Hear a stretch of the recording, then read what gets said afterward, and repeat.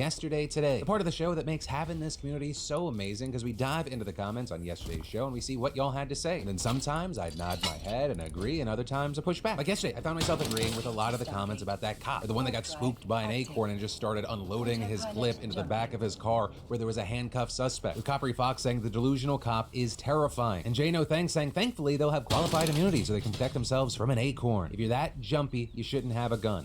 Ever. Though, there was also this one popular comment that I was actually more divided on. As a non-American, it's fucking terrifying to me that the police officer's response to not hearing shots, but just hearing her coworker say shots fired, was to immediately open fire on a vehicle with a cuffed and unarmed man inside and with no one else around. The cop who screamed shots fired at a falling acorn is stupid, but it's terrifying that they're both taught to immediately open fire without a second hesitation or to process what genuinely could be happening. Now again, the officer who confused an acorn falling for a gunshot, and who then thought, I guess, he got shot because he did a weird, like, roll twice? So stupid. But I personally feel like the other officer, right, the female officer, is less at fault. Right? There is probably no reason for her to think, hey, my partner is unloading into the back of a car with an unarmed man who is not attacking him. So this other cop has told her, we're in a life or death situation. And in a job where you have to make split-second decisions, I understand her point of view more than the other guy. Right? She's guilty of believing her partner who said not only shots fired, but that he was shot. But hey, luckily, thank God, the police officers either had stormtrooper aim or this guy had plot armor. So again, I mean, none of this should have even happened. And I hope that what often happens doesn't happen here, where this cop just lands with another department. Because I don't know how you ever trust that guy again. And I agree with Revenge, who said the fact that the cop had to resign instead of getting fired is the biggest scandal of this entire incident, to be honest. How can we trust people who are routinely shown as above the law to actually uphold said law? Also, we covered so much news yesterday, like I can't even get to all the comments. It was a 32-minute show. We got the most comments we've gotten in weeks. If you missed it, definitely go check it out. And that is where today's daily dive into the news is gonna end. As always, my name's Philip DeFranco. You've just been filled in. I love yo faces, and I'll actually see you Tuesday, because Monday is President's Day. Elements. The link to Black Flag, Thank the development you, timeline. Philip DeFranco, for the excellent concept for my stream. I've liked and subbed to your channel and liked your video. Been saying they're revisiting some of these And cases. thank you so much, Skill Up, for this Skull and Bones development review. timeline, the price tag, and Eve Gilmore's embarrassing comments. And I thought to myself, let's remove all of that. Let's imagine that Black Flag never existed, and this is the first time that Ubisoft had made a pirate game. Let's imagine that it wasn't stuck in development hell for 11 years, and instead had a thrifty 3 to 4 year development cycle that, from the outside looking in, seemed perfectly normal. Let's imagine that this game wasn't an absurd $70 US plus extra for the deluxe or whatever, but a more reasonable $30. And let's imagine that Yves Gilmore never opened his mouth and said something so stupid that it's basically painted a target on this game's back for everyone with a social media account. Freed from all of that context, is Skull and Bones an absolute catastrophe? No, it's not. It's just a really average video game that most people are going to think is boring, but some people are going to find some enjoyment in, because to Ubisoft's credit, there isn't any other game quite like this one. This is totally different from Sea of Thieves or World of Warships or whatever.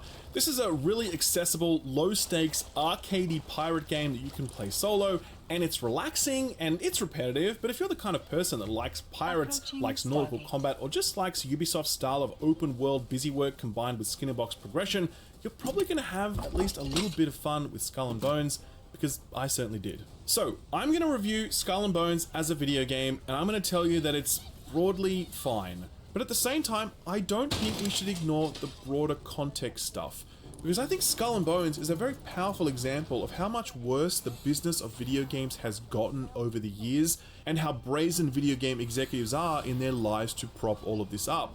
Ubisoft really did spend 11 years to make a worse version of a game they already made so they could perpetually charge for it, and then the CEO of that company got up in front of everyone, including his shareholders, and tried to convince them that this game is a new frontier for the medium.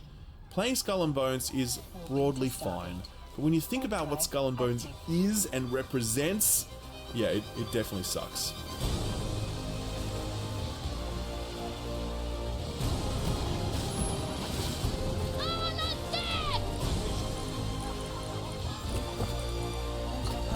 Our fates are revealed in layers and often from plain sight.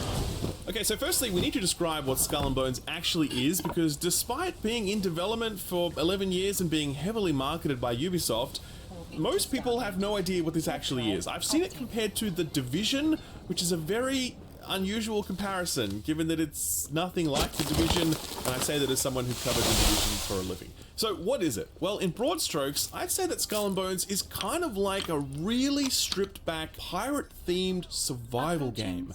It does have a campaign and missions, aka contracts, but they're extremely bare bones, no pun intended. There are world events that spawn on the map, but they're very few and far between.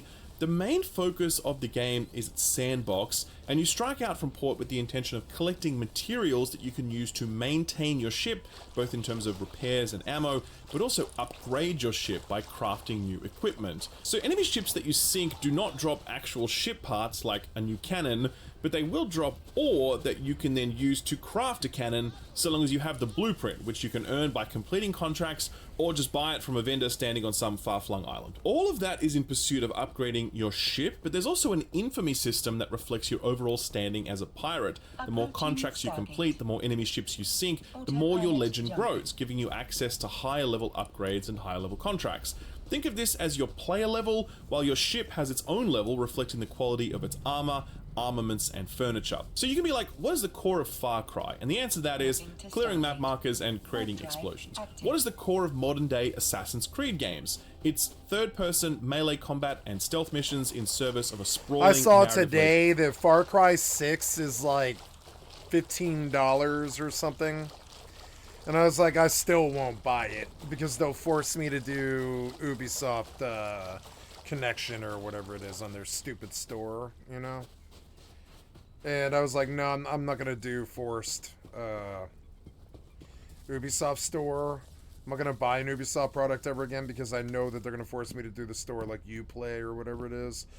And I don't want to do their store. And, you know, that's a problem for me. Oh, damn it.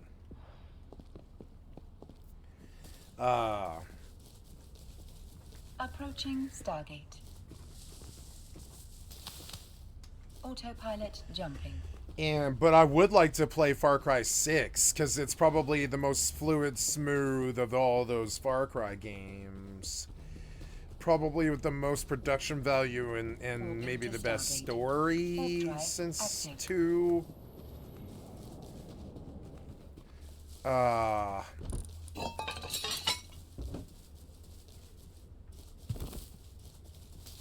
mean, I bought Far Cry 2.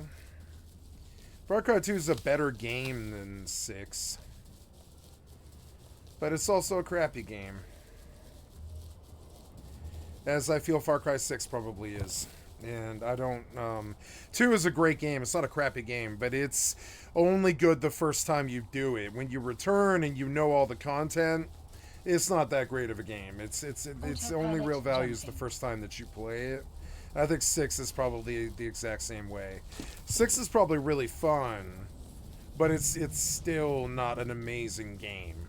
And for that price tag, I don't know. I would buy it for $5, but I wouldn't buy it for $15. Like, let's go look at the Steam store, what I'm talking about here. Store. Yeah, Ubisoft's got a publisher sale, and they're selling a lot of shit for really cheap. I wish they were selling this Skull and Bones game for $30. I would buy it, you know? But there's Far Cry 6 for $15, and that's a pretty good deal.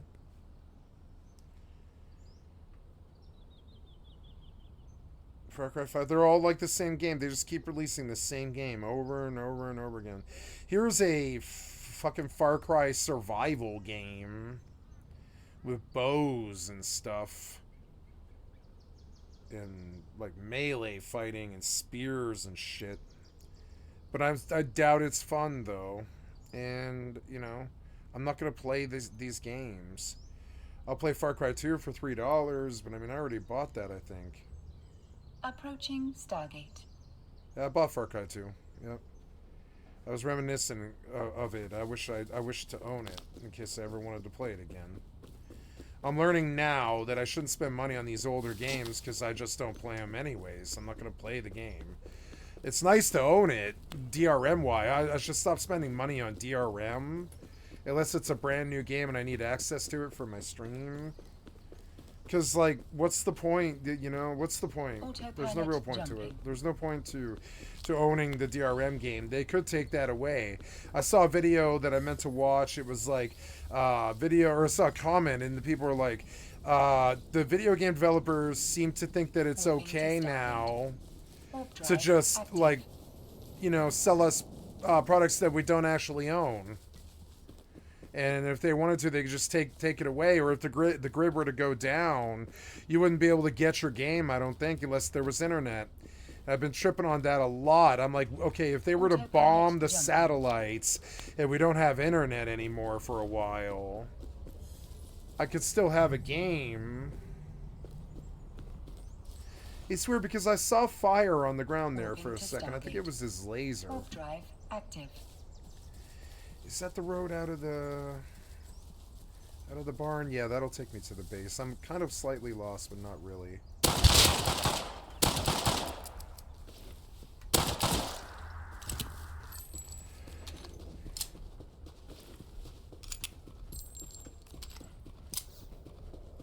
Oh, my ghost. Approaching Stargate.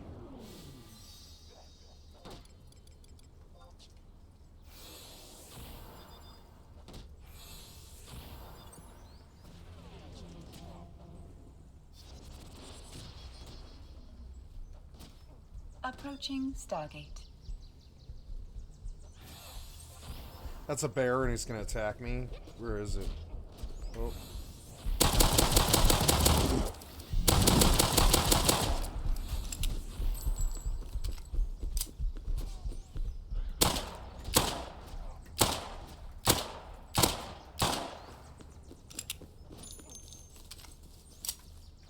Crazy bear.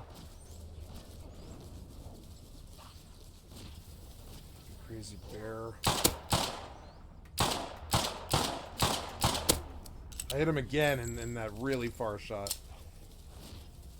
I guess I'll chase him since I've invested like 30 rounds into him. But I'm also on a different agenda now.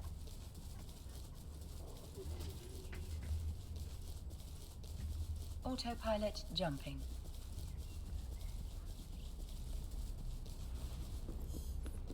Autopilot jumping.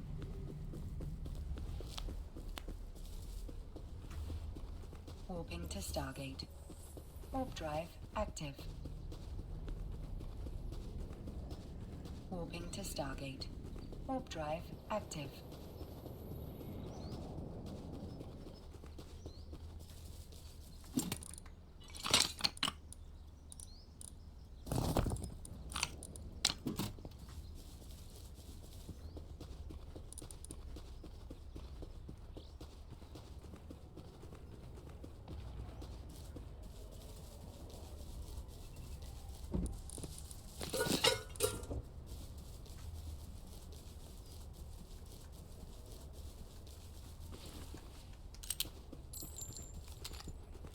I'm gonna find my horse. I think I parked it up somewhere. I hope I can find that horse. I think I fed the horse, which is good.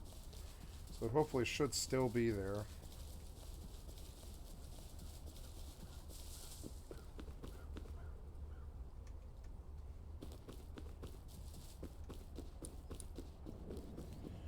Approaching Stargate.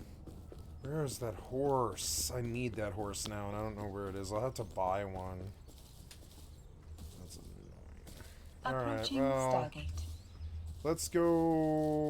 let's go naked and buy a horse, but I have to put all this stuff away, and I don't know where. Yeah, there's like no more room for boxes in here, really. Maybe I can fit one right there. Oh, I can probably fit one right there, actually. Yeah, why not? All, and give me wood and metal and make me a box. Yep. And then all.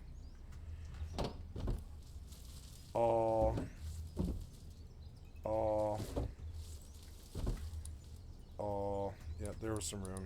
That was good. I need the bullets, however. I want to take a Pistol with 32 rounds. Yep, because that's Autopilot replaceable. I'll take 2 pistols because fuck it. I might actually have some combat. You never know. Take 2 pistols because it's fine. I can replace that if I need to. Definitely not taking the jackhammer or a kit. Warping to station. I want to bring a sturdy tool and let's just go see what's in that base. We'll bring some food so it's in case there's like a trap or something like that. Yeah. Should be good. I'll bring, yeah, and I brought binoculars, but I don't want to bring a kit. Autopilot jumping.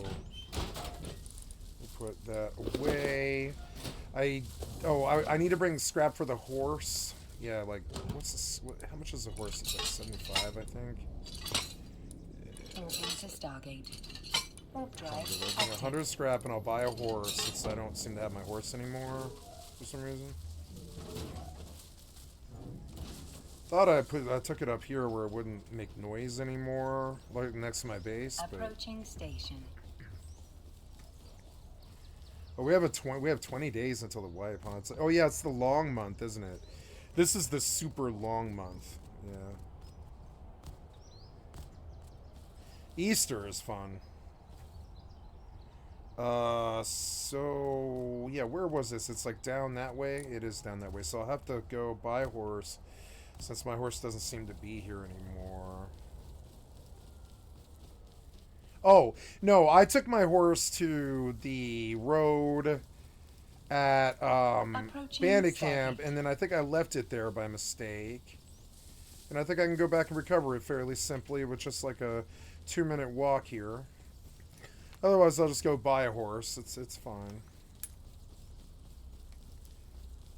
Damn, I went through this canister so quick. I opened this like 2 days ago. Usually they last like 5 or 6 days, but this canister lasted like 2 days because when I was drunk, I was smoking too much. Oh, I'm in the system now, am I? Okay.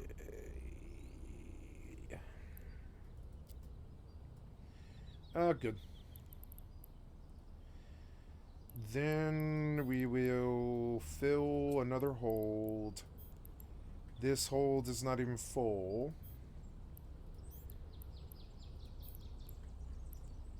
And yeah, and we'll do another load. Campaign. What is the core of Skull and Bones? It is a big, wide ocean that you sail around on so you can collect materials to craft ship upgrades.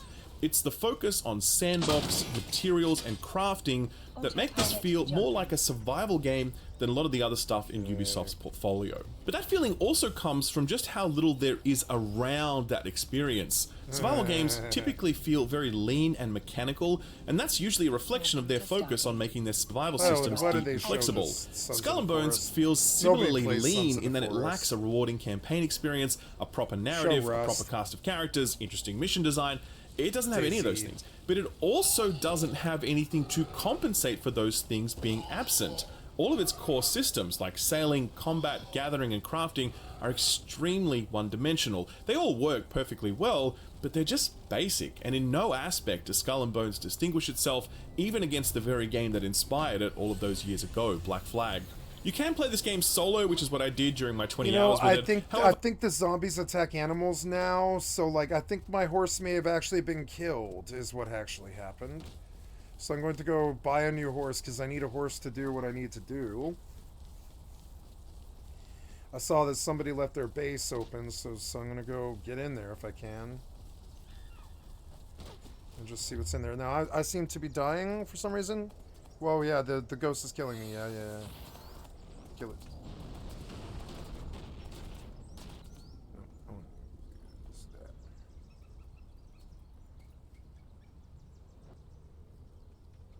Approaching Stargate.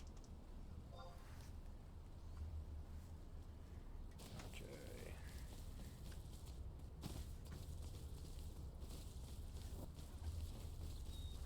Ooh, I think I actually loosened up the Charlie horse that I had.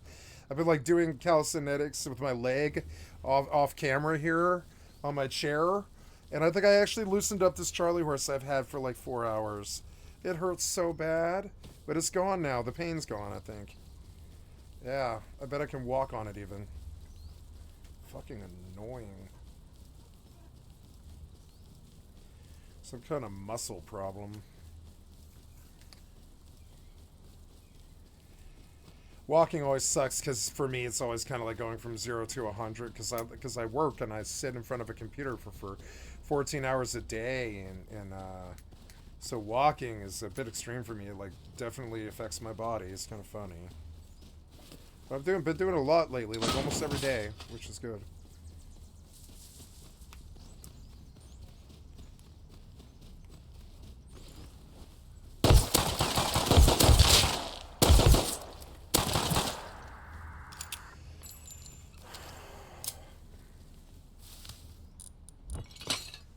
Autopilot jumping.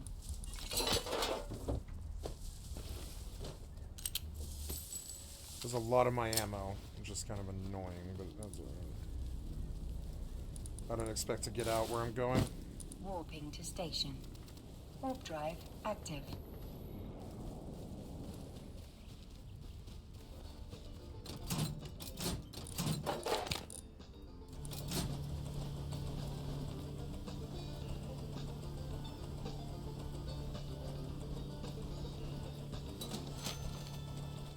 Yeah, what do I care? I'll leave him a horse. What's the best horse you got? There's a bay. There's a white thoroughbred. Well, shit, yeah, I'll take the white thoroughbred. Might even take it home. Fuck it.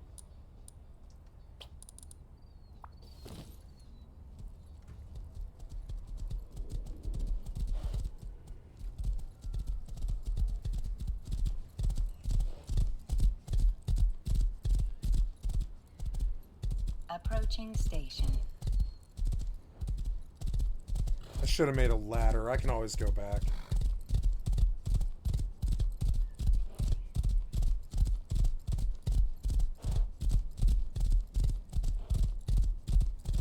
Is this where these guys were? I can't remember.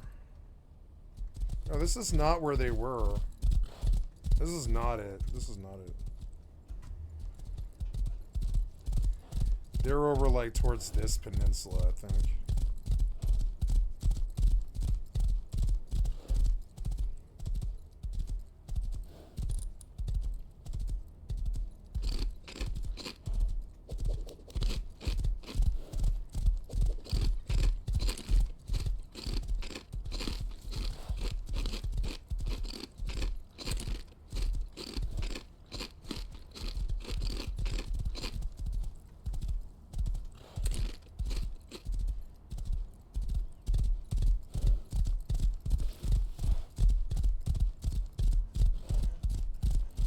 Docking request accepted. Autopilot Damn it. disabled.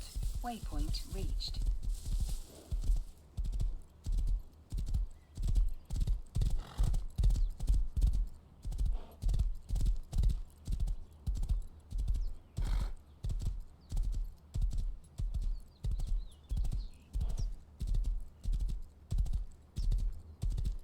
Here, this is the path to where they were.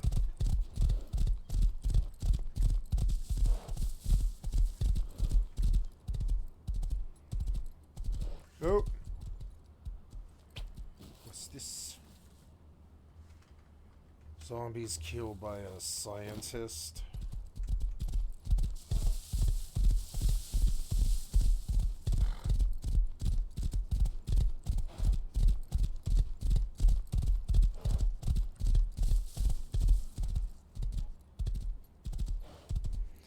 You're gonna take me to a raid, horse.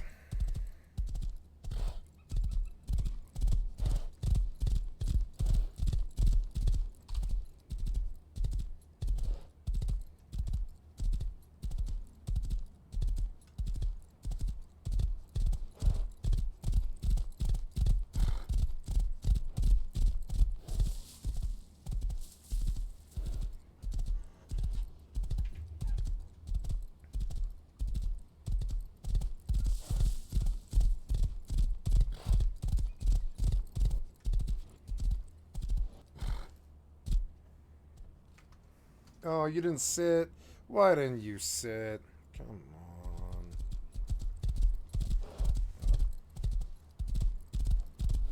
So this guy's base is...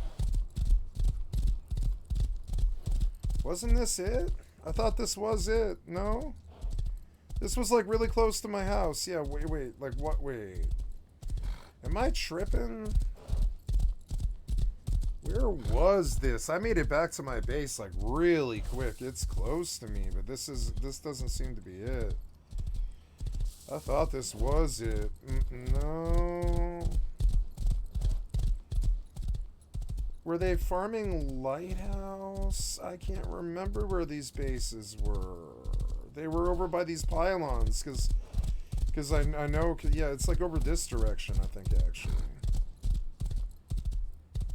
Yeah, the sand that they were on, it was over by the pylons. Yeah, like over here. Yeah, there they are.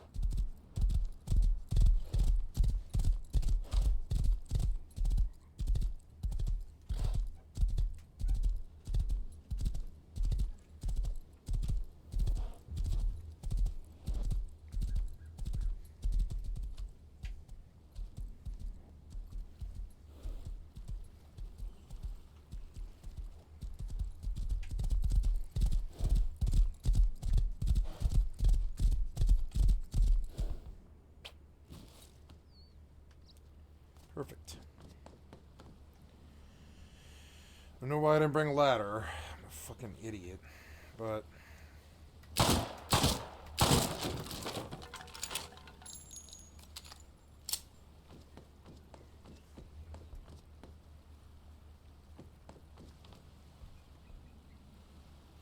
Now, how is it that this base is possible if...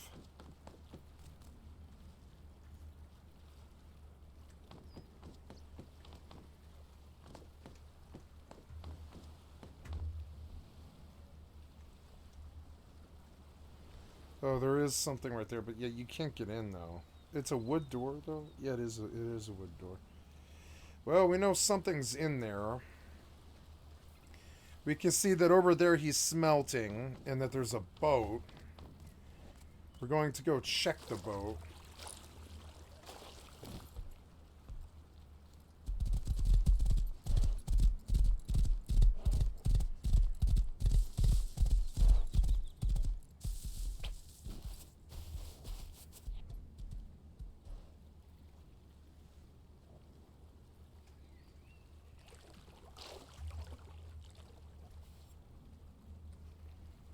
Is it a wood door? I can't tell. That's a wood door. But it's a bunker? No. It doesn't go anywhere.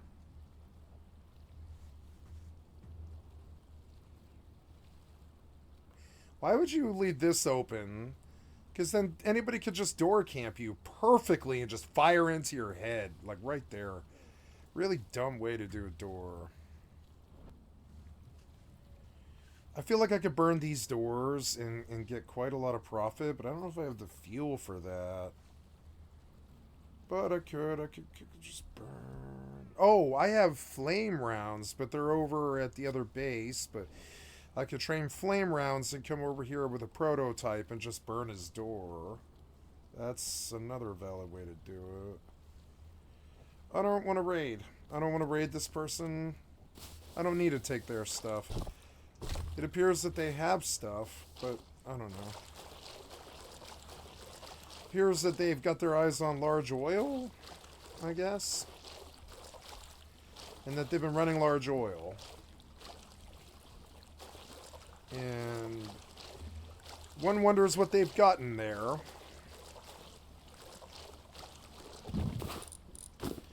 Now that I see how close large oil is, and I see this boat here,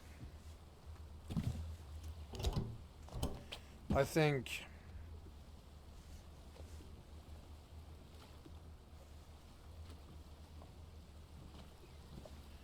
Is that base full of large oil loot?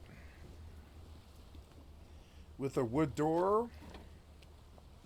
What was that sound? I thought I heard something. I thought I heard something. But I don't think so.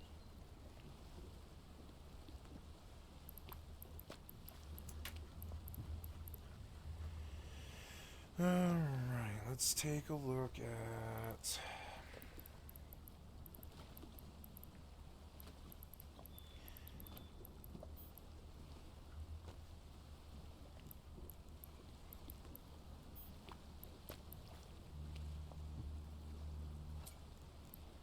Yeah, it's not even like a full load. Yeah, so we'll leave that for later.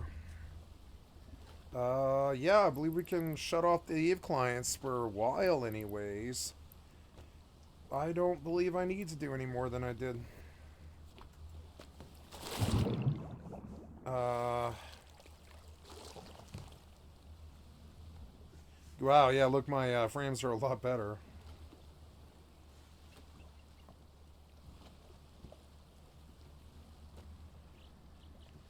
Just formulating thoughts. I could raid this guy, just flame raid him and see. It's obvious that he's got stuff in there. Understanding the build of the base implies that he's got a bunker, which doesn't really make sense.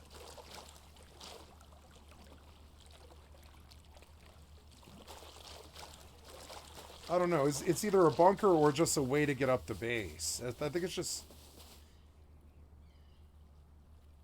That was the horse, right? Yeah.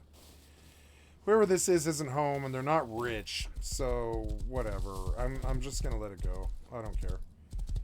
They're not really my neighbors. They're far enough where they are not really a threat to me. Why are they looking at the fucking... Why is he looking at the sky? What the hell is that? You've been examined. I've been examined?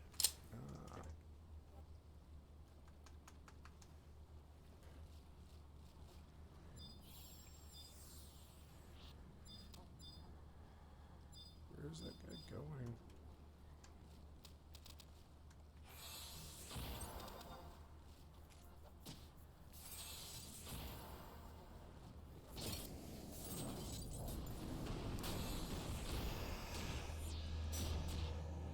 Nice, I heard that goes pretty good.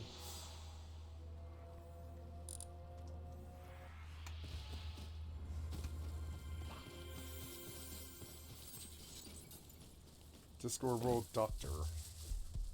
He's a doctor? Fourth Norwegian.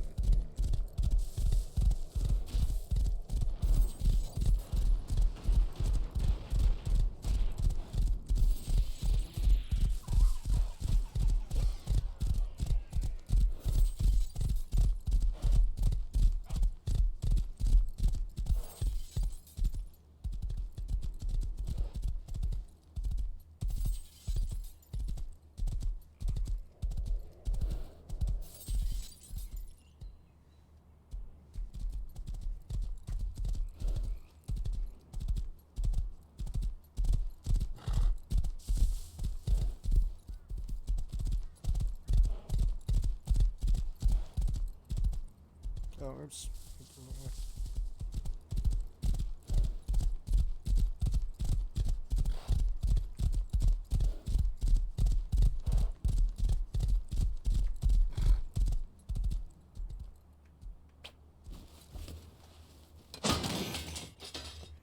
Well, that was fun. Didn't really get anything, but yeah. Hey, a water catcher. Yay. I want to take this over to the other base. And maybe do some stuff there. So that's that way. Yeah, that's this way. Can you go up this? Yeah, it kind of seems like you can. That's actually cool. The horses can go up cliffs and stuff. Yeah, why not? Whoa, Chut. Yep. And so the place I want to go... Oh, Chut is kind of screwing me here. I am trying to get to... Ooh, that was kind of scary. Wow. I am trying to get to... the other side of the bandit camp.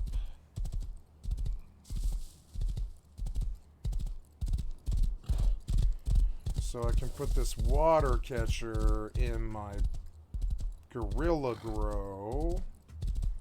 I really wish you could research this, but you can't produce them. Anything water? Yeah, you can't, yeah, I don't think you can make those. Which is stupid.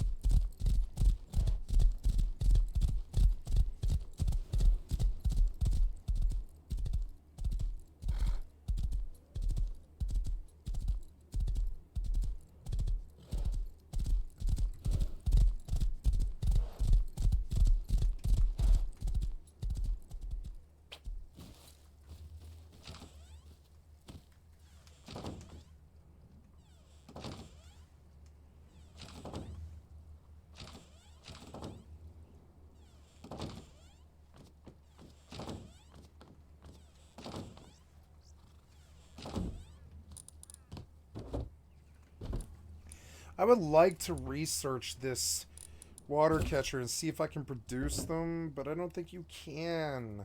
It looks like you can maybe make water purifier, but I don't think you can produce water catchers. It's annoying, so I'm gonna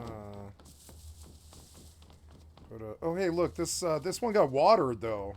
That's very good news for me, actually. So, yeah. What do we plant?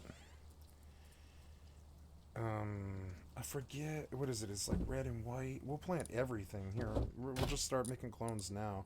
Or I'll just run potatoes. Screw it. Yeah. I have a lot of seeds, and I'll just run the fucking potatoes in there. They'll grow fine.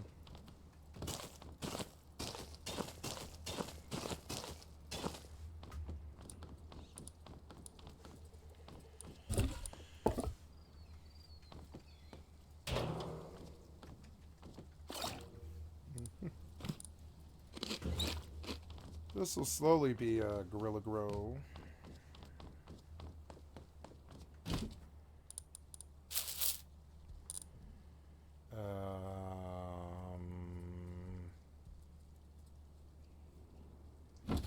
Yeah, I had a whole bunch of scrap here.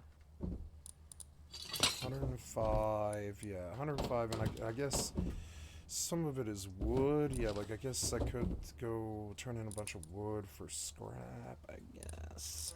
Oh, look, there's 2 more planters. That's good. I should have put them down yesterday. I didn't think about how they would get water by themselves. Oh, come on, are you serial? Yeah, because of the campfire. Alright.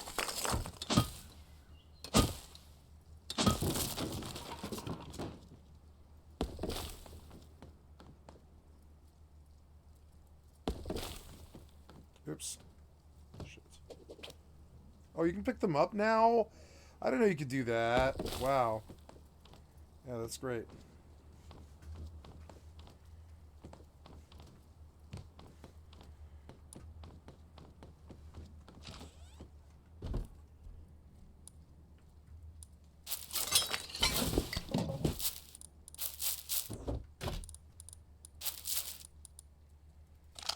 There's a kitted up prototype here. Yeah,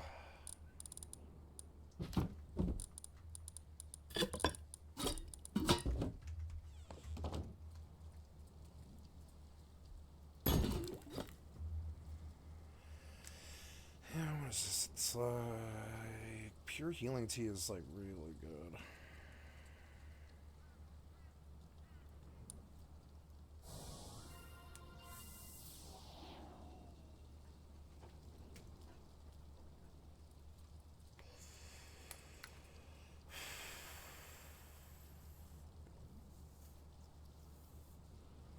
yellow and whites. Oh, well, yeah, the fastest way to scrap, I guess, would be red and blue. So I'll clone these potatoes, but I want to start red and blue. I want to keep cloning them. Right there, red and blue. Fucking perfect. When the potatoes come up and I can clone the whole batch. Yep. Overall, they're not happy for some reason. Oh, because of the light. Yeah, it's not bright enough.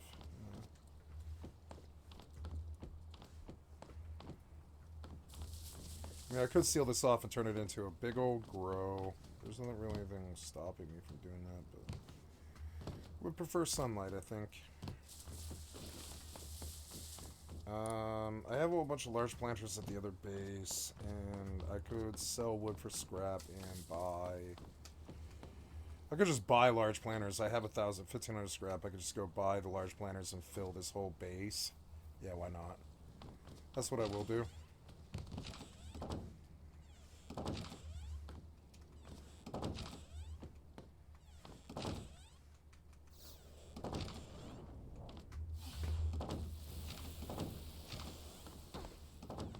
What's this? Oh, yeah.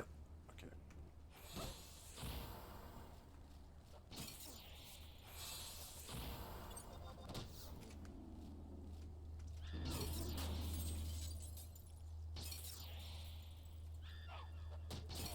Oop. The hell?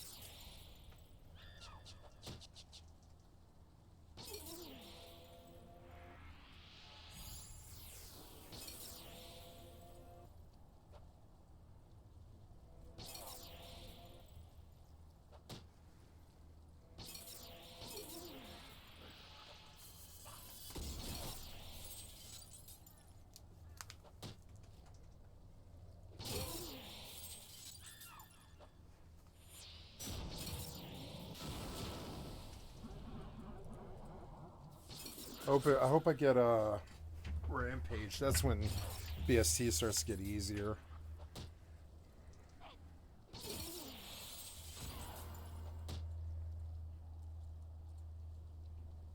Oh my god, paralysis ate one of those. Oh my god. These things aren't paying very much anymore. At least they're not killing me, is the main thing.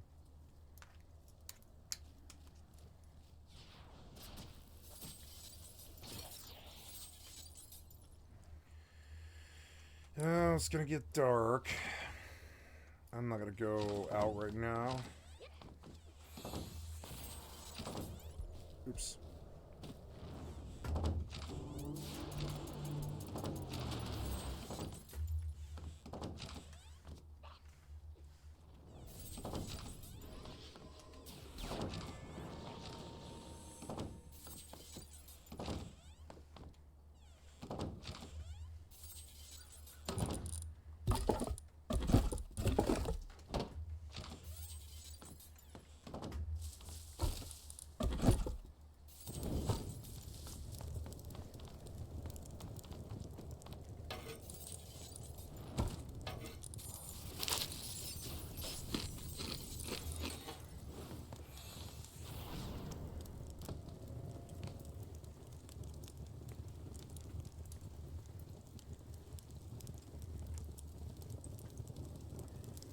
Shadows look good.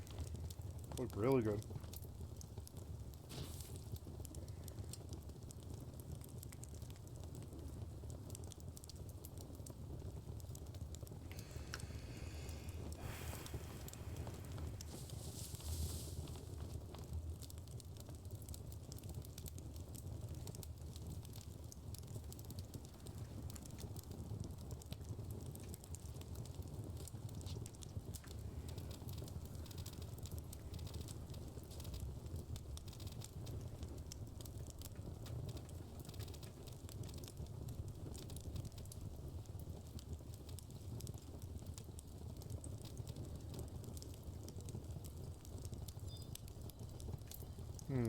Oh, ice elemental, nice.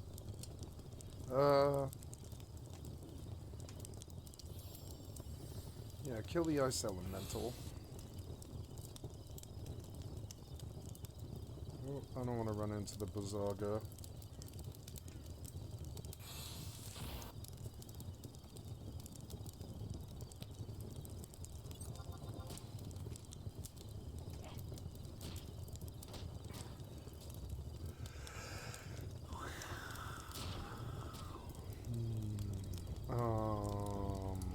I am trying to do Bazaga.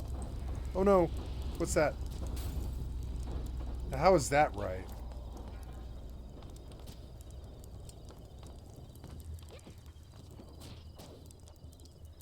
Someone was on a train. Who was it? Green Grebe Rural Rust. Okay.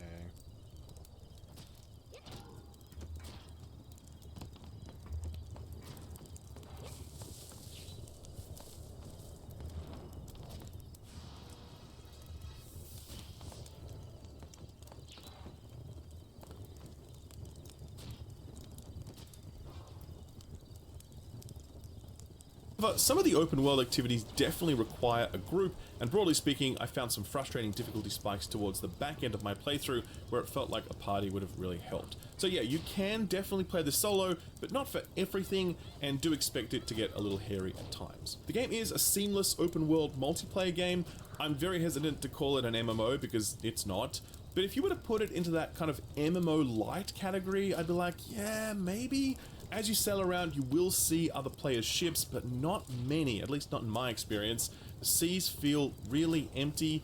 Furthermore, you can actually call for aid when you're plundering a target or trying to do an open world event. I put out multiple of those calls during my 20-hour playthrough, and no one ever came. What about PvP? Well, yeah, the game does support PvP, but in my 20 or so hours, I never actually experienced it. That's because PvP is only for specific events during the leveling experience, and when those events were happening, there was just no one else around. There is a lot more PvP at the end game, but again, I spent a few hours at the end game and I couldn't find any PvP. I joined PvP events and no one else would show up, but it's definitely there. However, it is always optional, even at the end game. I'd go as far as to say, as this is absolutely a PvE focused game that has a very limited number of very optional PvP events. This is not like Sea of Thieves, it is not a free-for-all out there.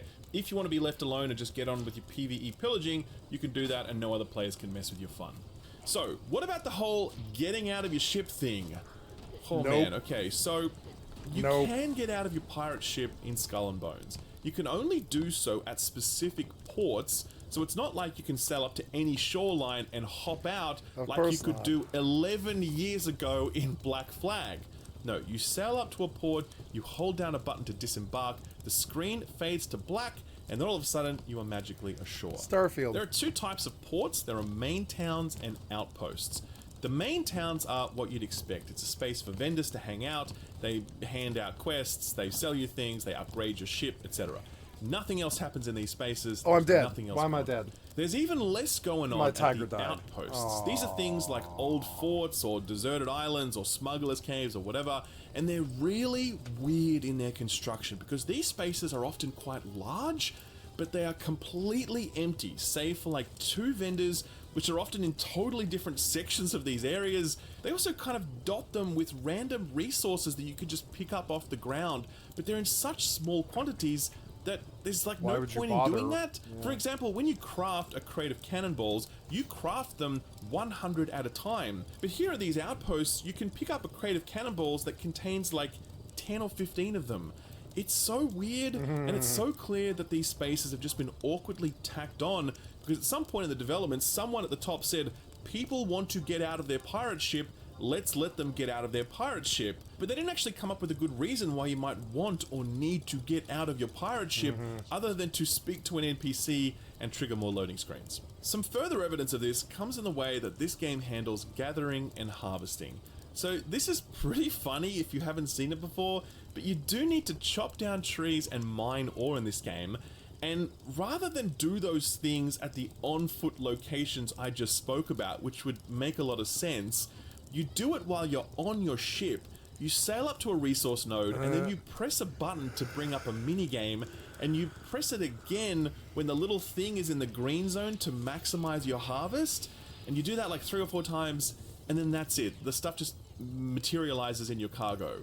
It is super shitty. Like, come on guys, what were you thinking when you did this? You literally made on-foot areas where you can't do the things you'd expect to be able to do there, like chop down trees, and instead you've invented this ridiculous minigame that allows your actual pirate ship to chop down trees. It's farcical. And finally, just to clear up any confusion, there is no on-foot combat in this game at all. You cannot fight on land, and when you board another ship, here's what happens.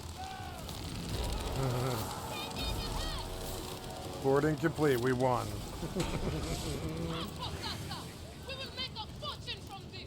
This is our money now. Yep. Done. Over.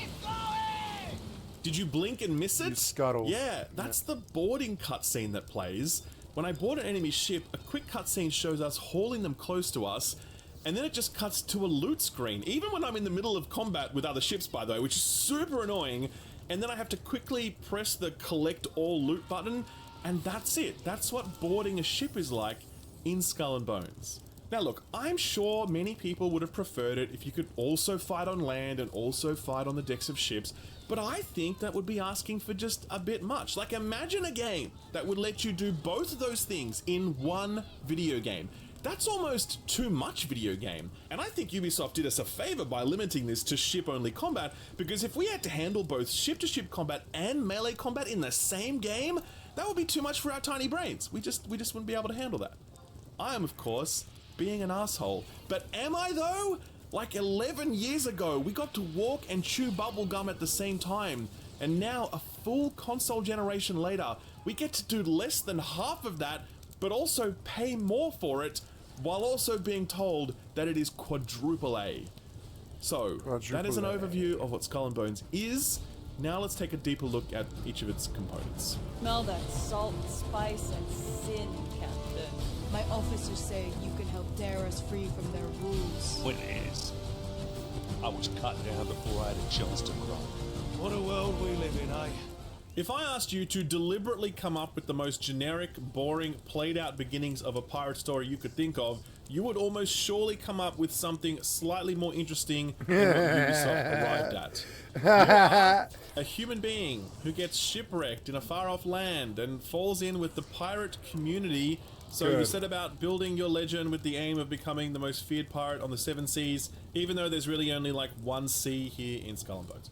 There's a character creator, it's abysmal. There's a small tutorial section where you learn the basics of shipcraft and hunting. You pull into the pirate port of St. Anne, and it's there that you meet the pirate captain John Skurlock, who takes you under his wing, and that's where things really kick off. So Skull and Bones does have a campaign, but calling it a campaign kind of creates a lot of expectations that Skull and Bones is going to fail to meet at every turn.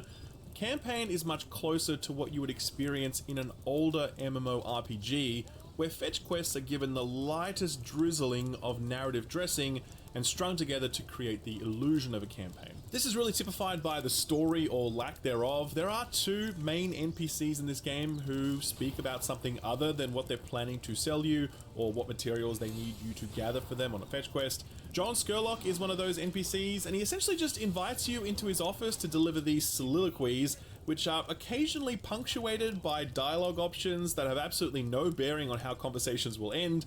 In his ramblings, he lists the names of other pirates or French merchant commanders or whoever else, and these are his enemies that he's going to send you to kill. But you never actually see any of these people's faces. You just see their names on the ships that you are about to sink. So imagine sitting through 5 cutscenes where Skurlock is complaining about a pirate called, I don't know, Roger, whatever.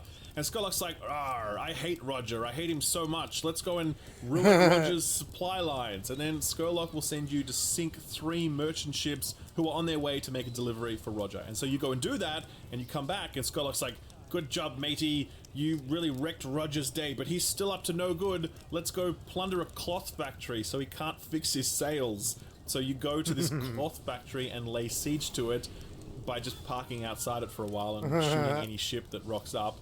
And then you come back and Skurlock's like, okay, great, now it's time to kill Roger. And then you go and sink Roger's ship, and that's the end of it.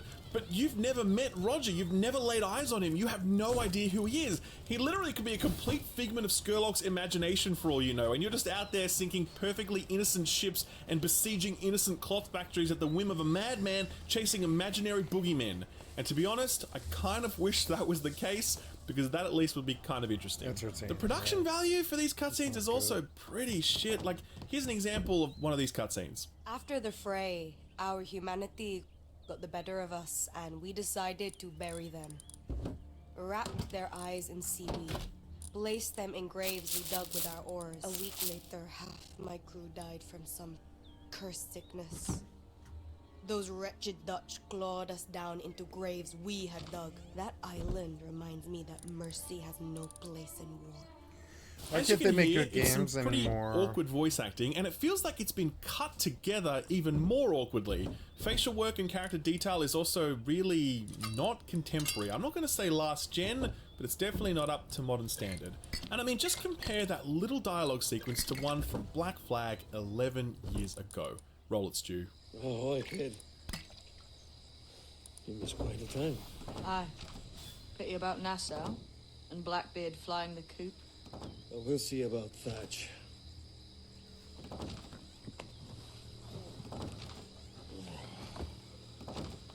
Vane's off to see him now, and I'm following soon. This is what's left of your experiment in Ubisoft democracy. is so bad. Aye. We do as we please here, and we take our time doing it. For Christ's sake, Edward.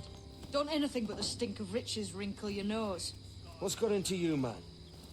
Reality, mate. Reality. See that you ain't pulled into the drink by this drowning rat. I mean, look at that scene. It's excellent. It has more than one character. It has really strong voice acting. It has some actual camera But work it's that makes the scene boring. interesting Means to watch. nothing. It has some emotional stakes that you can immediately feel, even if you have no idea what the rest of the story is about. Is it fair to compare Skull and Bones' cutscenes to that of Black Flag? I think it is on some level, but even outside of that, if Skull and Bones had a significantly leaner narrative than what Black Flag had, I think it's still perfectly reasonable to expect cutscenes where the audio is properly edited together. As for what you're actually doing during this campaign, it's like I said before, MMO style fetch quests with a little bit of narrative dressing. The purpose of this campaign is to introduce you to all of the different types of activities that you can do in Skull and Bones. So you will cut down trees from your boat. You will plunder various land targets, I'll explain that in more detail later. You will destroy merchant ships and claim their cargo. You will destroy warships for various reasons. It never gets any more interesting than that. Because you can't actually do anything on land except talk to people, there can't be any on-land missions. And you might hope that there might be some more interesting or exciting scenario design to some of the, sea missions. But there never is. It's just generic open world style activities over and over again. Doing these will increase your infamy or your level, while also giving you access to plenty of ship upgrade resources, and that's ultimately what this is all about. This campaign does not exist to introduce you to a memorable cast of characters, or to immerse you in a thrilling pirate tale, or to dazzle you with scripted scenarios. That would imply and a set pieces. game. It really does exist Instead just of to spending introduce 10 you years to and the $1 billion sandbox, on nothing. level you up, and that is it. But here's the thing, right? 20 hours of sailing around as a pirate, discovering new locations, fighting new ship types, upgrading your own ship a bit, experimenting with new weapon types, and getting acquainted with the various sorts of things that this world has to offer. It's okay. Oh, The damn it, I sandbox in this died. game is decent enough. It does feel good to sail and engage in ship combat. It does feel good to build a new ship and outfit it and decorate it. It does feel good to get KO'd by higher level enemy vessels, retreat with your tail between your legs, farm up some materials, get some new cannons loaded, and then return to send those same foes to David Jones's locker. The campaign characters, story, and unique mission design are all basically non-existent, but the campaign experience is definitely carried by the pleasantness of the sandbox and the very primal endorphin release that comes from any well-designed Skinner box. Nothing on me So I is worth spent 20 anything. hours playing through this, and I had a decent enough time. Yeah. I'm sure many people will hate 20 this and they'll think hours. it's super phoned in and boring, and frankly, they Yep. are right. Yep. But there are definitely going to be some people who just want to be a pirate, and they don't want to be constantly harassed by other players, and they just want to sail around for 10 to 20 hours, do their thing, put the game down after that and never think about it ever again. Skull and Bones will let you do that. And because most of it is tuned to be very accessible, very playable, and very easy, you just mindlessly roll through it as you do many other Ubisoft open world style games. Speaking of the open worlds, let's talk about that next.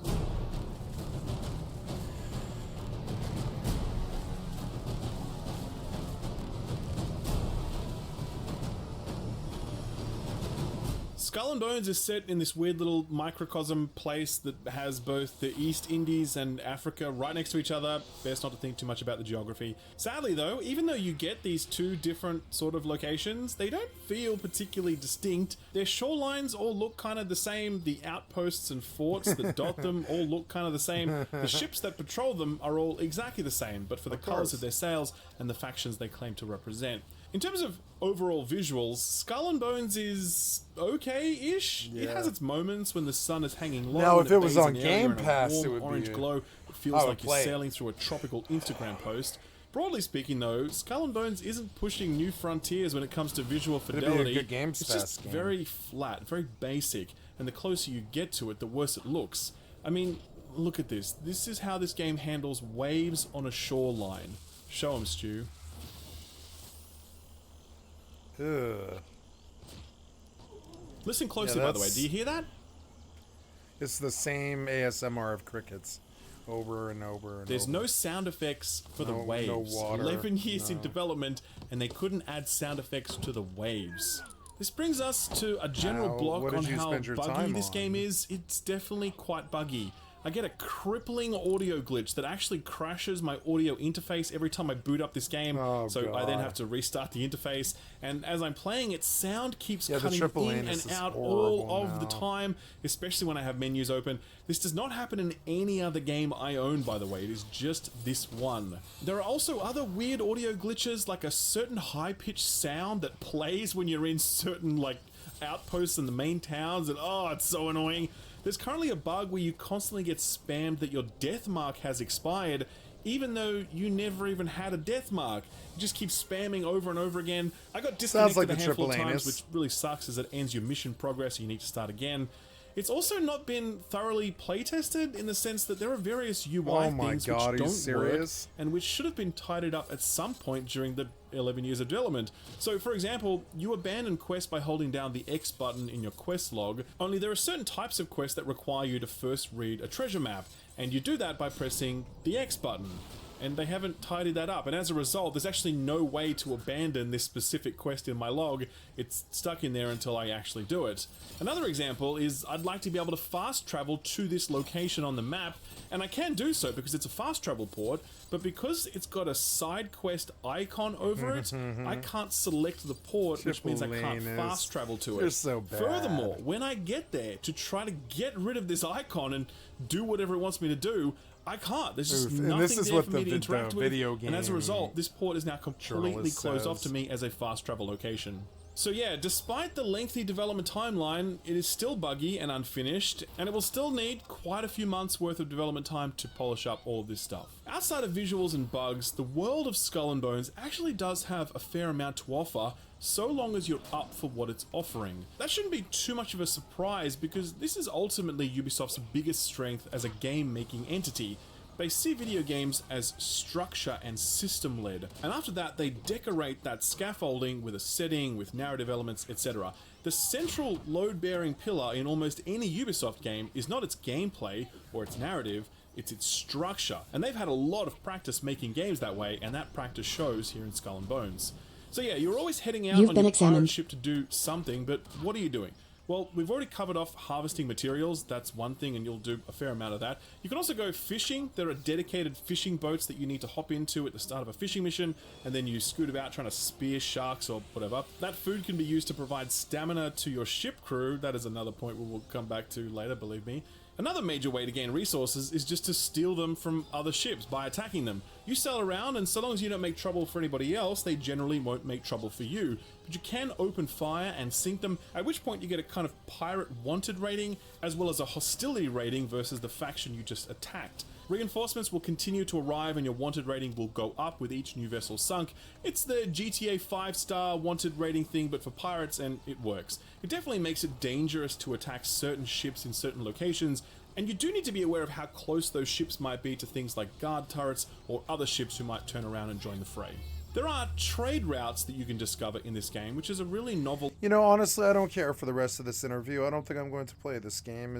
Well, yeah, I will if it's on Games Pass, because I wouldn't mind experiencing it once, you know? Is Skull and Bones on Games Pass? It is not. Yeah, in like next year it probably will be. And that, yo, man, it's on Amazon Luna. I wonder, like, I wonder how good Luna is.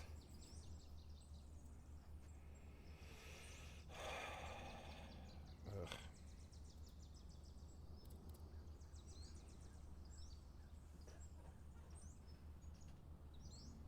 It was a free trial. Well, yeah, it was a good interview. Or sorry, it was a good piece, but.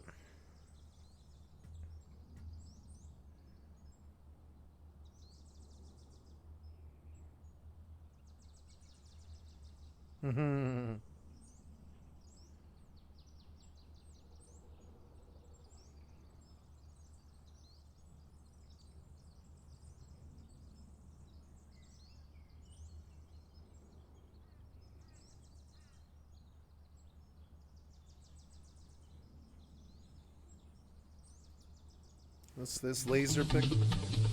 Thank you, Laser Pig, for the excellent content from a stream. I'd like to sub to your channel. Never heard of this person. How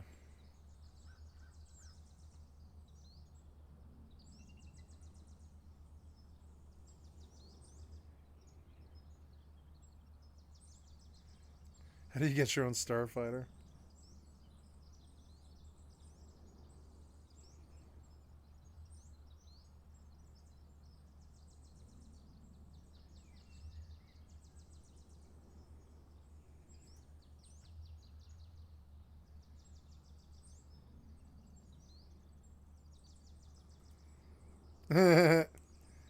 Yeah, I don't think I'm gonna watch that. Elements. The link to Black Flag, the development timeline, the price tag.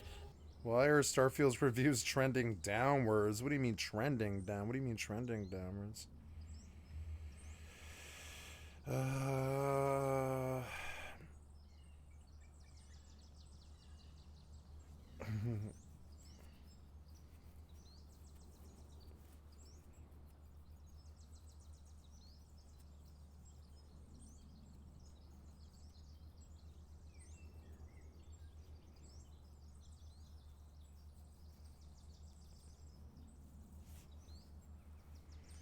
Yeah, Helldivers looked okay, I guess.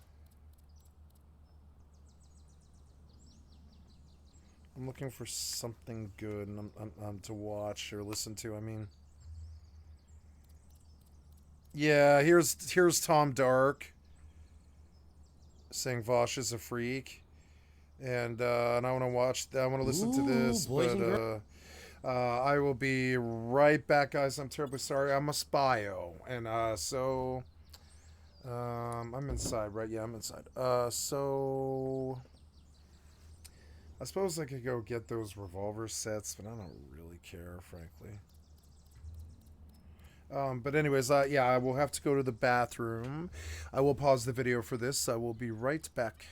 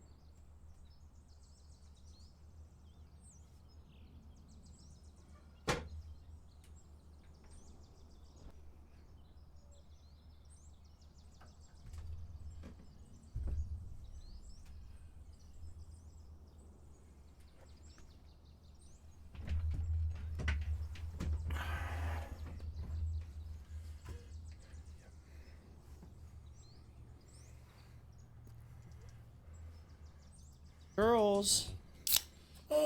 We've got a special presentation today. Apparently Vosh did something kind of nasty and people are finding out about it. And now it's becoming a big deal, which we've all jerked at the lolly at some point or another. Vosh being nasty and kind of a fucking freak, like we have at some point in our lives been going fucking crazy on some hentai site, and we've been no, I haven't. Stroking as hard and fast as we can. No, I and haven't. We go back, look over our history chat, and we go like, oh jeez, oh boy. Nope. Some of these girls looked pretty young. Okay, nope. I don't give a. All right. Shocking. Stroking as hard and fast as we can. That's really shocking to you people. This has been this guy's whole MO the whole time. How did everyone just notice? All right, but we got to go back to the beginning.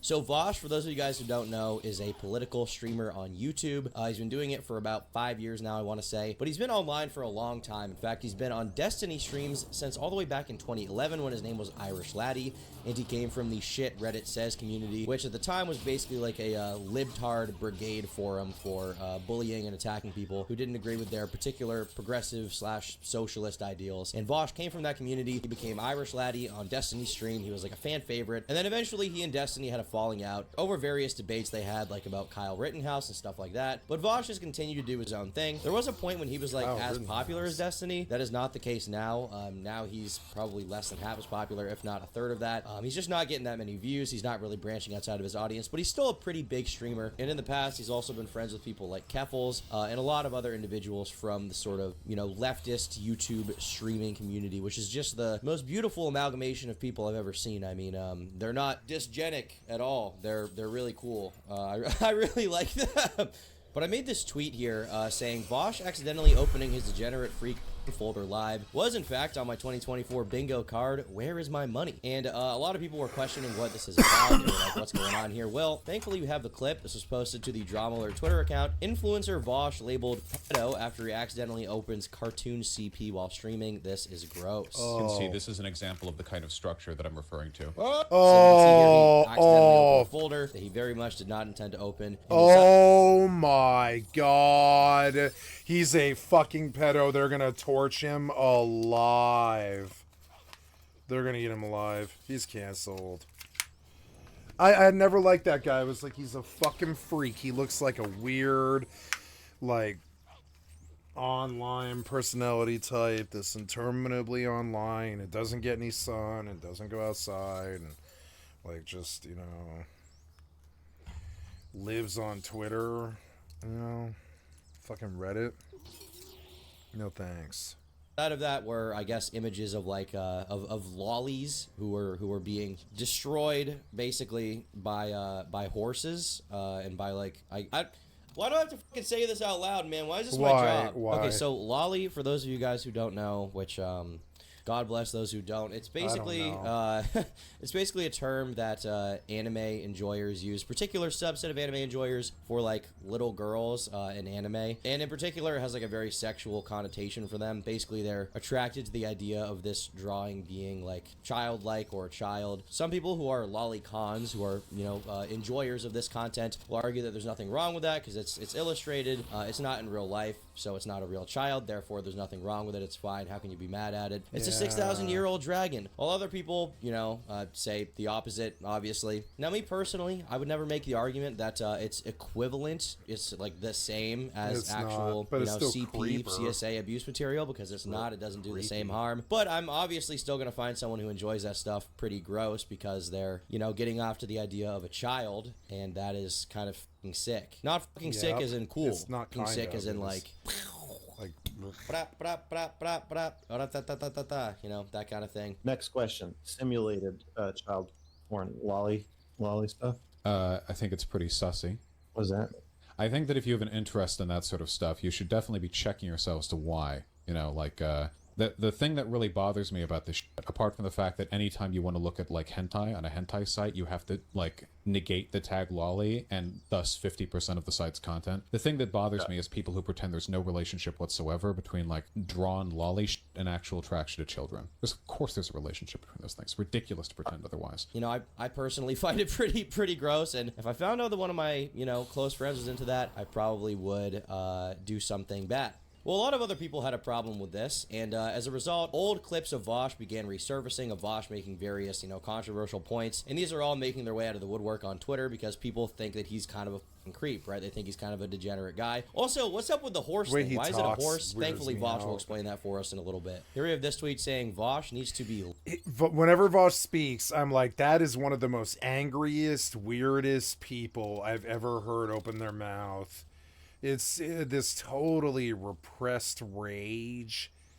He sounds like he's really, really angry, and it scares me, frankly. And I know that sounds like weird, but I've never been able to watch him. Like, something about him, he's too angry. Like, you can hear it in his voice. He's got that pent-up anger that scares me. It's like just waiting to explode, and this might be it. If they cancel him, I bet that anger explodes. It's weird and scary to me. I gotta heal the tiger.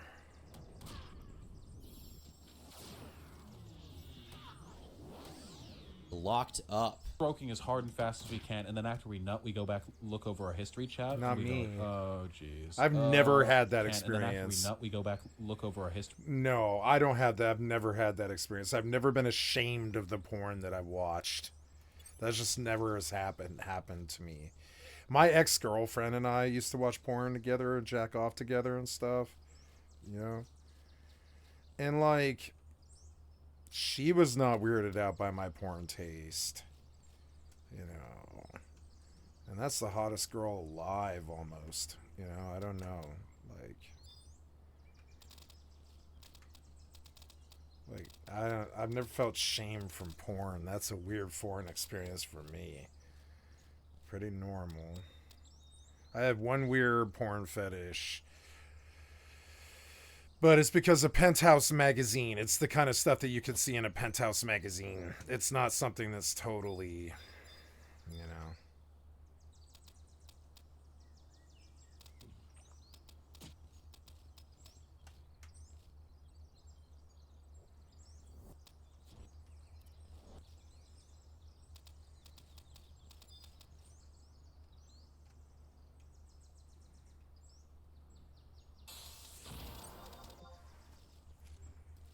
Chat, and we go like, oh, jeez. Oh, boy. Some of these girls looked pretty young. Okay, I don't give a...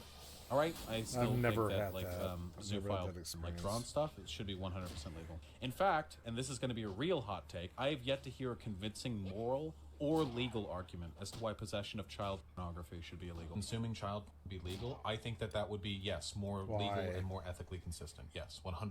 It is Wow. That was a crazy one. possible for an adult and a child to have a sexual relationship and for it to have positive outcomes on the child as well. No. That is possible. What if CP is free? If you're not paying for child pornography, then there is no argument in favor of morally condemning people who get it. Chaos, $5. So would you say that people who purchase child just as bad as the people who sell it, or no? No, not even slightly. I don't think that you should morally impugn anyone who purchases child. For the same reason I wouldn't want to be morally impugned for buying clothing from companies that use slave labor to do so. However, those who produce and sell the child, that is an entirely different question. When I was a kid, He sounds so angry. Lots of it. Gross sex. More than you'll ever imagine. And it was great. And it wasn't wrong or bad. And nobody regrets it. So, I mean, I think we can see from some of these clips that Vosh... Yeah, I mean, I was too, but I don't talk about it like that. That sounds creeper to me, like you had sex with children. That's what it sounds like when you say it. Yeah, I lost my virginity when I was 15 to a 14-year-old girl. But, I mean, we were freshmen. I mean, I was a sophomore. That's usually about the time when teenagers have sex, you know? Maybe not for the nerds on the internet that were maybe sexless, but for most of us, we lost our virginity between the ages of 15 and 22, you know? Most of us. And, yeah. Oh, the camera. So annoying. Yeah. I think I'm done with this game now. I don't really want to do anything else on it, so I'm going to get off it. But this was a good session. Could go get those guns, I guess, but I don't know. They'll probably disappear by now. I'm just gonna let it go. I don't care about that, frankly. I didn't have anything. Yep, goodbye. And we'll switch it up and we'll go to... we'll go to... WoW? Yeah, we'll go to WoW and FFXI, I guess. We're done with EvE for the day, which is nice. And, so we'll go WoW, and I'll change my title now. Twitch, Rust Zombies is out, and so is the EvE mining. We're gonna say WoW and FFXI Horizon. WoW SoD, FFXI Horizon, and the MMO lifestyle. This will go to WoW, which frankly has triple the viewership, you know. So, yeah, there we go. Done. And we'll go to WoW, and we will... Oh, you actually let me change my title, did you? Oh, you did. Cool. So, okay, coming to this, and we'll change the title on YouTube. Been live for 5 hours, and I unpaused. Good. Okay. My,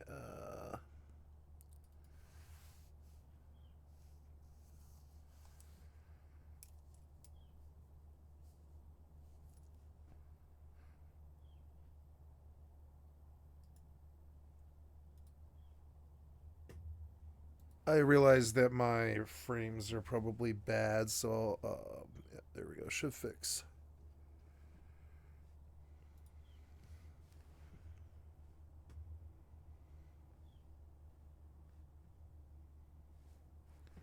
There we go. Sorry about that. Lost my connection for a second there. But it should be okay.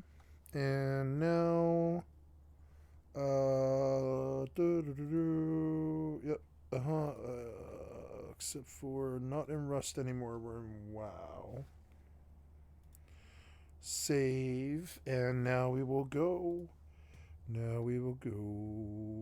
Yeah, did you change this? Yes, you did. Okay, good. And we will play some WoW SoD and some FFXI.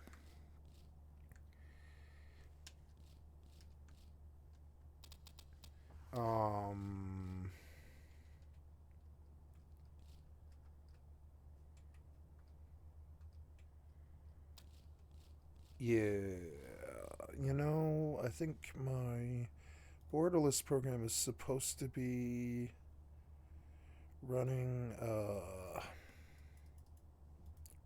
but I don't think it is. So let's go kill it. Yeah. And, yeah, borderless gaming is frozen. I don't know why it keeps crashing, but yeah. There, and now you fixed my Final Fantasy. I shouldn't have issues with frames anymore.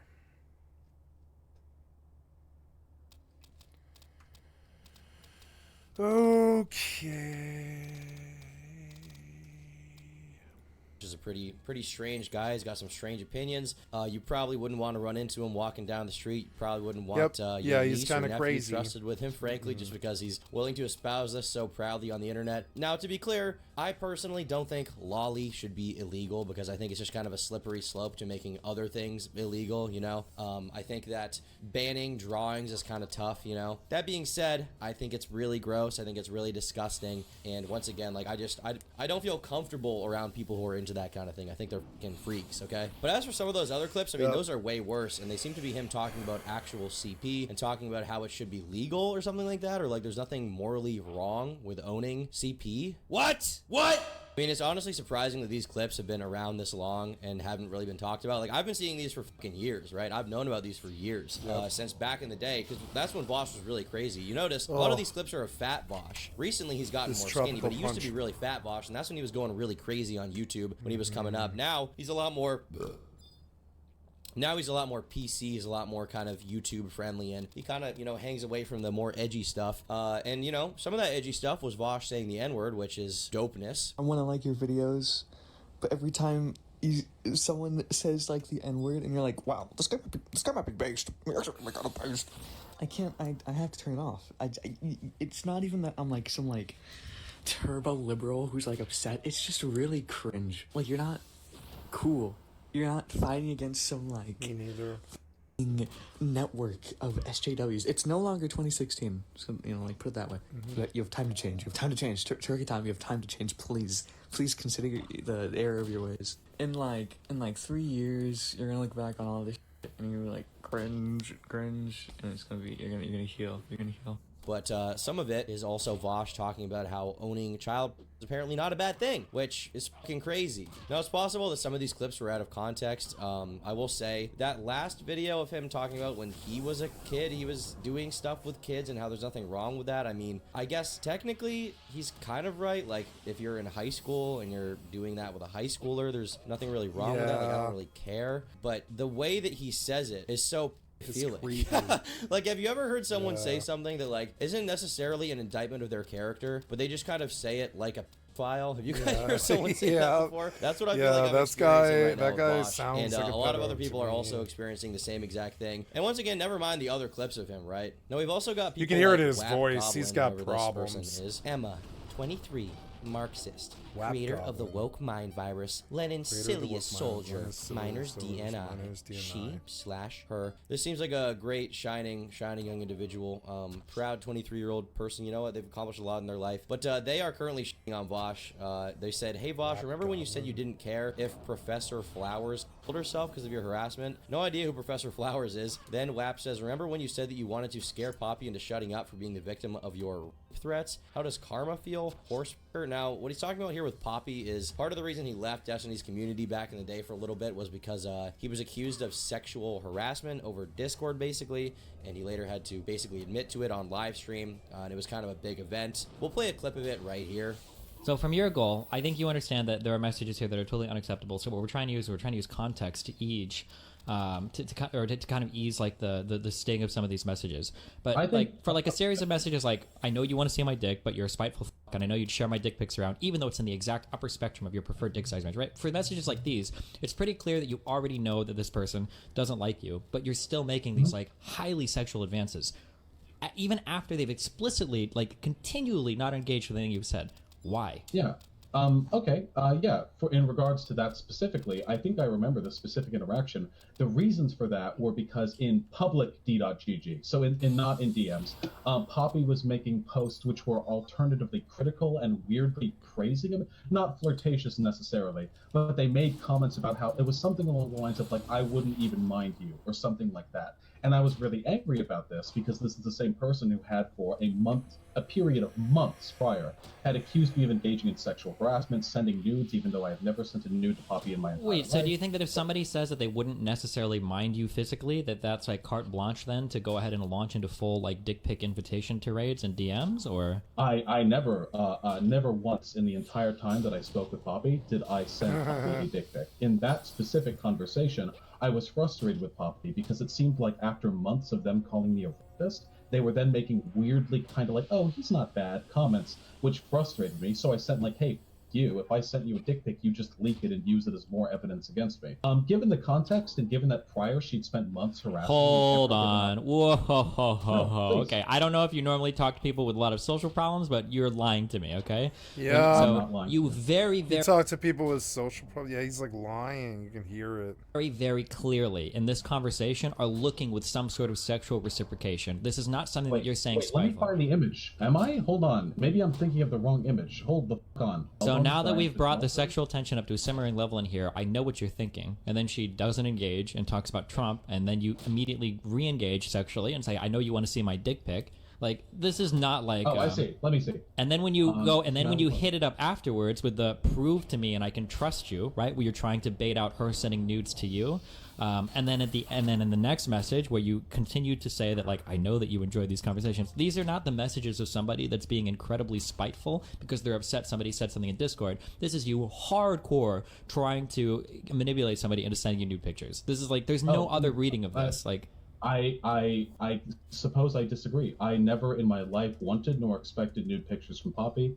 She doesn't seem to be into me or into that. But yeah, I mean, it was a pretty kind of dark time for him as a content creator, and this Poppy person is the person he was messaging on Discord. You guys can look more into that if you want. Now, I ended up making this tweet saying the lolicon community is in shambles. It was kind of just like a meme tweet, didn't really mean anything, but then I instantly got like a ton of lolicons in my replies talking about it. These guys are like very proud people, okay? Anytime you talk about like the existence of lolly or just mention it, or if you say you don't like it, you instantly will have hundreds of replies from these people trying to debate you and argue with you about, well, actually, it's not actually a real fucking thing. And like, dude, just stop. Like, you're not making your case better. You're not gonna fucking convince me. I don't fucking care that you enjoy this, okay? Just get the fuck away from me. I don't fucking care to know that you enjoy this. It doesn't make me satisfied that you come to me to proclaim to me how proud you are that you like this kind of content. Just get the fuck away from me. But they ended up posting a bunch of clips of Vosh, and I guess this clip is one that they are particularly mad about because Vosh like condemns lolicon content. What is it about anime that attracts Nazis? In this case, it's literally the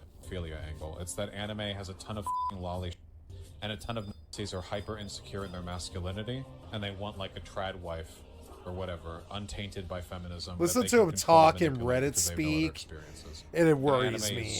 Perfect for people with that kind of psychosis. A few moments later. And so here we have the clip of Vosh basically You just sound like an discovering anime addict to me. the lolly again, or not stumbling across it on his own computer, the stuff that he had saved. And it's basically just to say, like, here he was saying that people like anime because they're files, or right-wing people like anime because they're files, and then here we have Vosh stumbling across the same kind of content he was criticizing and calling disgusting. So I mean, clearly it's not surprising here that this has kind of gotten him caught up, and now people who don't like lolly are mad, and people who do like lolly are mad because they're like, one of us. Wait, not one of us, because he's been shitting on us for years to like morally posture against us. So he's really not pleasing either side of the aisle right now. Now, Destiny also has been tweeting about this quite a bit, obviously, because he has a history with Vosh. He doesn't like Vosh. And when he found out about it, he decided to tweet, man, seems like it would be nice right now to have another large content creator friend. Too bad he's a backstabbing, childish piece of shit and has absolutely no friends in the streaming community. Crazy how that works. Enjoy your lolicon, horsefucker. And here we have a bunch of posts from Vosh complaining about someone named Ethan. Now, who is this Ethan that's supposedly misrepresenting him and being mean to him and not giving Vosh a platform to defend himself? Well, that is none other than, of course, Ethan of H3 Productions, ladies and gentlemen. He's coming in clutch for us today. And they decided to do an episode of H3 After Dark where they actually covered the Vosh situation. Yo, YouTube chat is filtering all of the horse corn eggplant emoji combo. What? It's like getting hidden, auto hidden in the chat. I can see. What are they running defense for Vosh? What's the deal here? Maybe it's just too spammy with emojis, so that It's a secret language that we're finding out. mods. If we could manually go through and show all of these. So here's what happened. And again, Vosh fans, if you want to defend him, I'm going to be receptive to everything you're saying. I'm not here with an agenda. I'm just showing something funny that happened, okay? But I will say this. What was on the agenda? This is what socialism does to a motherfucker. No, I'm kidding. We love the socials. He's just a political commentator, right? So he's a political commentator. He's a leftist, a socialist. And he is pretty popular in that space. I mean, there's like probably 3 main political lefties, which is like Hassan, Vosh, and Destiny. So he's part of that trinity. He's one of the main guys. Got it. It's funny because I don't like any of those people. I like Ethan.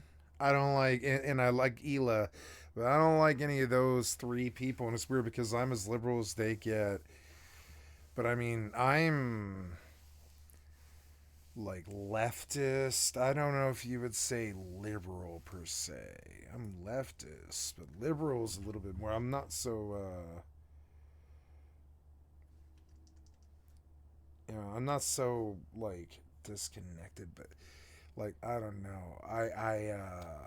For instance, I like guns and I believe in gun rights, not really so much gun control. And that's weird for a liberal to say. You understand? So I guess you could call that something like libertarian is the closest thing to a party that could even closely resemble what I would vote for, but I vote Democratic because they fall policy wise they fall exactly where I fall. No, I haven't loaded WoW yet. I thought I did. I'm sorry. I thought I loaded WoW, but it didn't load. Yeah. And so, like, you know, and it's weird because it's like I'm supposed to identify with these three streamers, but I don't like these people. The way they talk, it sounds like Reddit to me, but crazy. And I think they're dinos. I think they're Democrats in name only, and I think they probably like guns like me. I think they're weird. I think they've got weird, like, you know, proclivities and stuff, like what we're hearing about here. A lot of them. And I don't know. I think I identify with like somebody like Shoe on Head or Johnny Harris and more than these people, Destiny and Vosh.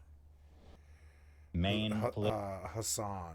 Political lefties, which is like Hassan, Vosh, and Destiny. Mm-hmm. So he's part of that trinity. He's one of the main guys. Got it. I wouldn't mind Not being like in that mega popular scene. because obviously it's a niche. Sure. But he's very popular in that space. I mean, his videos get hundreds of thousands of views, sometimes a million. Damn it. Here it is. You can see this is an example of the kind of structure that I'm referring to. Now, The sound. now is that how the stream ended? I'm not 100% sure. A lot when people were posting it on Twitter, that's how they labeled it. But I think if I remember, I think it cut to like a holding card, some sort of static holding card for a moment, and then. Wow. I'll be right back, guys. I'm gonna grab some lotion. I'll be right back.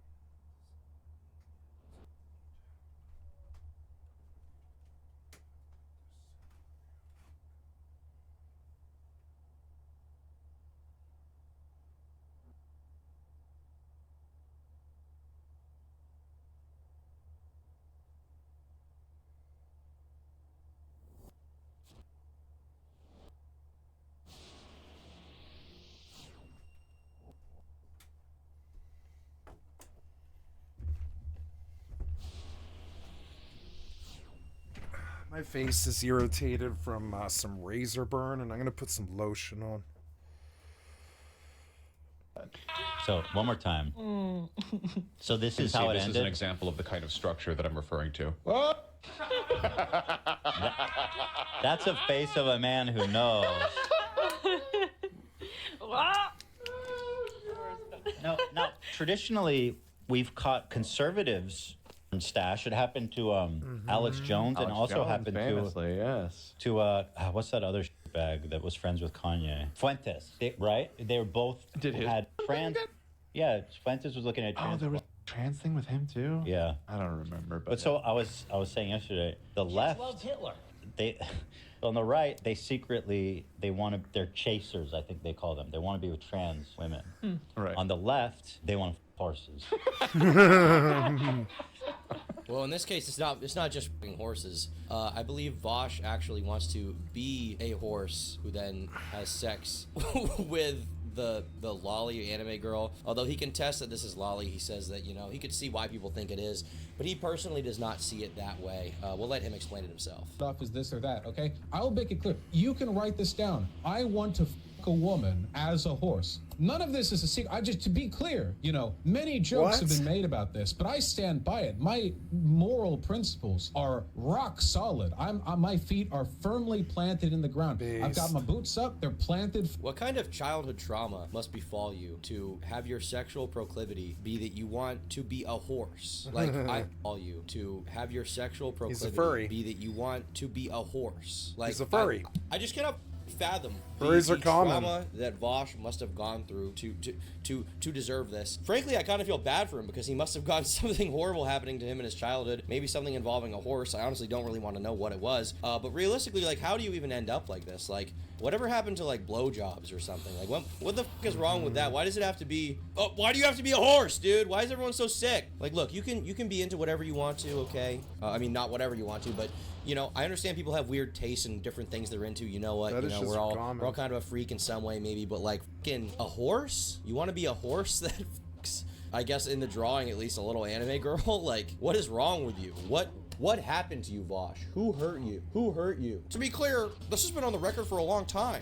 I want to be a horse that has sex with a woman. Your whole seems like bestiality. Like, dude, you're there's something so wrong with you. I don't know how to fix you. I don't know how to fix someone like this. I truly don't. Firmly, you cannot move me from my position. This isn't a secret. Let's talk to a therapist. Well, why do you want to be the horse, Vosh? Because then I'd have a giant dick. Okay, couldn't you have a big dick the other way? Well, yeah, I could. Like, yeah, I could have a big dick hypothetically in any variety of Doesn't have scenarios. one But then it now. wouldn't really be a horse dick. Well, you could be a human with a horse dick. Yes, but then I wouldn't have that powerful stallion energy using it. There you go. That's it. That's the whole thing. That's just I cannot fathom how this guy. Nope, is never had a but, fantasy I mean, to his that I credit, was a he's kind of horse. right. Like, he never really hid that he was into the horse thing. I think the fact that it just like came up on stream, it was such a perfectly clippable moment. In the fact that a lot of people think that there was lollies involved. I mean, that kind of all ties into the same thing, right? And now a lot of Vosh's past quote-unquote pedo-friendly posts are being spammed on Twitter. Like, we see this one that says, "The way I see it, the age of consent exists out of respect for the numerous power imbalances older people have over younger people. As those imbalances, or at least some of them, are redressed through the advent of socialism, the age of consent therefore should be lowered." I feel like this has to be out of context, or like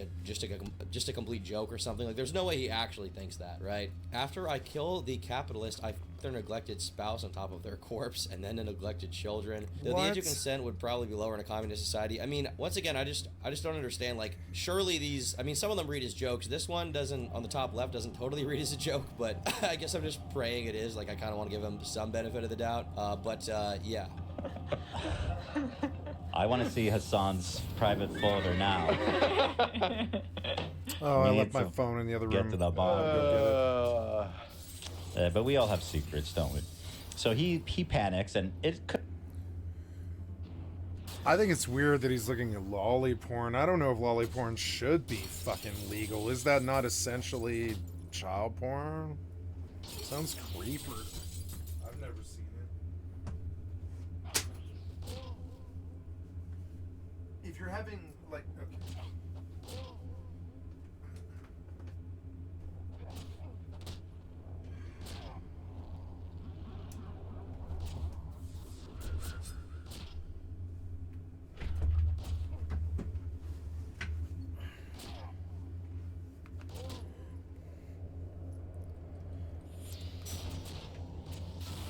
Wow, Hila's eyes got big. Be funnier, frankly. You can see this is an example of the kind of structure that I'm referring to. I didn't get to see his face. It happened so quickly. Yeah, it does. It happens fast. So here is an enhanced version of the thing. I obviously can't put this on screen, but Hila, I'll show it to you. Oh. So I'll describe it to you guys. So it's a folder. Oh, is this the super high res one that you found, Love? Yeah, I think so. So it says old. Oh yeah, there's a higher res one. Guys, I just found this leaked photo. Oh of Hassan. no, dude, Hassan, explain this now. no. This is when he realized he was a socialist, right there. There's no such thing as a coincidence. I've got pictures. Look at him on that horse too. He Jesus, looks. why does he look like he's like Persian royalty or something right here? Why does he look like he's the son of a multi-billionaire? Really makes you think, doesn't it? Comfortable. He does look privileged. Oh no. No. This motherfucker rode horses as a kid. I mean, we I talked rode about it many horses. times. Pony ass. Pony Express ass looking. What's wrong with riding horses? You just revealed that you're afraid of horses, right, Ethan? I'm not afraid of horses. I just think they're powerful. They should be respected, not f***ed around with. Okay, yeah. I didn't say I was no, scared that's of them. 100% fair and true. I said they are scary. Like if you don't want to stand by mega. Here's the full. Okay, here you go. You know what I mean? So like I don't. Honest, like there was some what's referred to as a lolly. It's like a genre of hentai where the girls are very young. That Japanese was pornography. mixed with the horse with corn. the horses. Yeah. How do those two go together? It does. It I don't know does? why. But it's like, What? The horses were. it's just degeneracy They all match. around. Degeneracy. So as we can see there, that's basically why Vosh was not too happy with him being represented on the H3 podcast. It's partially because they went through all of the old clips that I just showed you guys of Vosh talking about like pedophilia and stuff like that.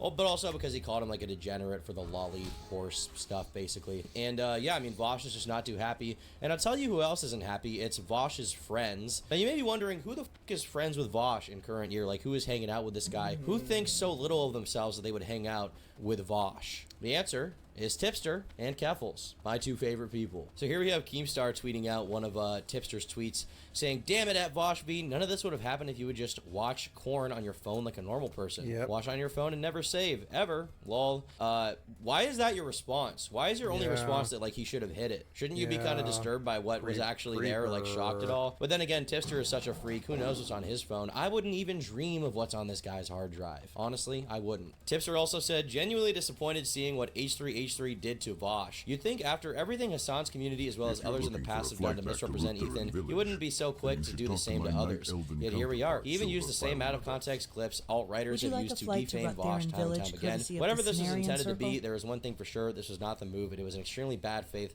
misrepresentation of Vosh. Tipster, why are you still even talking, bro? Okay? Don't you remember when I said, dog, if I was you, I'd probably end my whole I still stand by that, okay? Nobody even cares what you have to fucking say. You don't have any critical thinking skills. You're a fucking moron.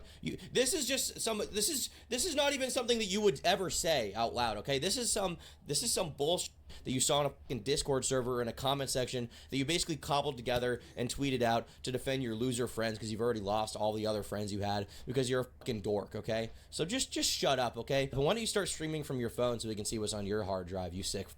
Now, Keffels also decided to respond saying, "I don't defend Vosh for clout. I have lost both financial and networking opportunities for being his friend. I defend him because he's a good person who more often than not is unfairly maligned by people who should know better." I disagree. I think Vosh is a pretty dishonest, slimy scumbag. So yeah, I mean, I just actually disagree, and I think it's objectively true. In my opinion, is on the right side of history, and the right side of history declares that Vosh is a fucking freak. Now Nick says, "Yo, super unrelated, Clara, but you mentioned finances. Can we get that breakdown regarding how your GoFundMe was and is being spent?" For those who don't remember, Keffels raised $100,000 to supposedly go after the police department for misgendering her or something, and then it went fucking nowhere. So lol. But Ethan responded here saying, "Who are these people riding for, pun intended? Pornographic drawings of a horse fucking a child. Am I losing my mind?" And yeah, I mean, I don't really blame Ethan here for feeling kind of out of his depth or losing his mind a little bit, because I mean, this is the kind of like community that he's dwelling into here, right? Like these people are not normal. These people are all strange. They don't have any semblance of normalcy. These are all like addict freaks who became a socialist because somebody told them to in fucking Minecraft. Like these are retarded people. Ethan also talked about anime in general on the stream. Ethan, this is Ethan. What age would you let your kids start watching anime? I mean, it depends on the anime. Like for like example, Pokemon. like Hunter x Hunter, which is one of my favorite animes. One of the things that I love so much about the show is they don't do any weird sexual stuff. There's the one character, no? Which one? The one guy. Oh, okay, right. There's a file in it. There's always a. Overall, this has just been kind of a funny event to watch. I mean, obviously, I have a little bit of personal bias in this. I think for good reason, because of how I've seen Vosh behave in regards to other streamers like Destiny, and I think he really f***ed it up there. And I'm really not beating the Destiny glazing allegations with this one, but I'll honestly take that in stride because, you know, I'm glazing him a little bit. I definitely am. It's also funny to see Ethan just come to terms with the fact that like every other leftist online is just a fucking freak. Like this is something he's having to realize time and time again. He had it happen with Hassan, who is not a lolicon, by the way. He's just like kind of a dense loser. Now it's happening with Vosh, who I don't think he's ever collaborated with, but I think this is one of the first times he's really talked about him. And now Ethan's entire audience's impression of Vosh is that he's just like addicted to degenerate drawings. Keffels is also being talked about by him in a very negative light, which is very funny. It feels like the chickens are kind of coming home to roost with all these bad leftists who have just been kind of shitting up the area for a long time, and now finally are getting what they deserve, which is to be owned by Ethan Klein. And Ethan, you know what, once again gets another W. Been getting a lot of those recently. Proud of you, big guy. Keep it up. Good moves. If you guys like this video, be sure to leave a like. If you dislike it, leave a dislike. Drop a comment down below with your thoughts on all. Oh, Tom. I don't like your political affiliations, but the rest of it's fine.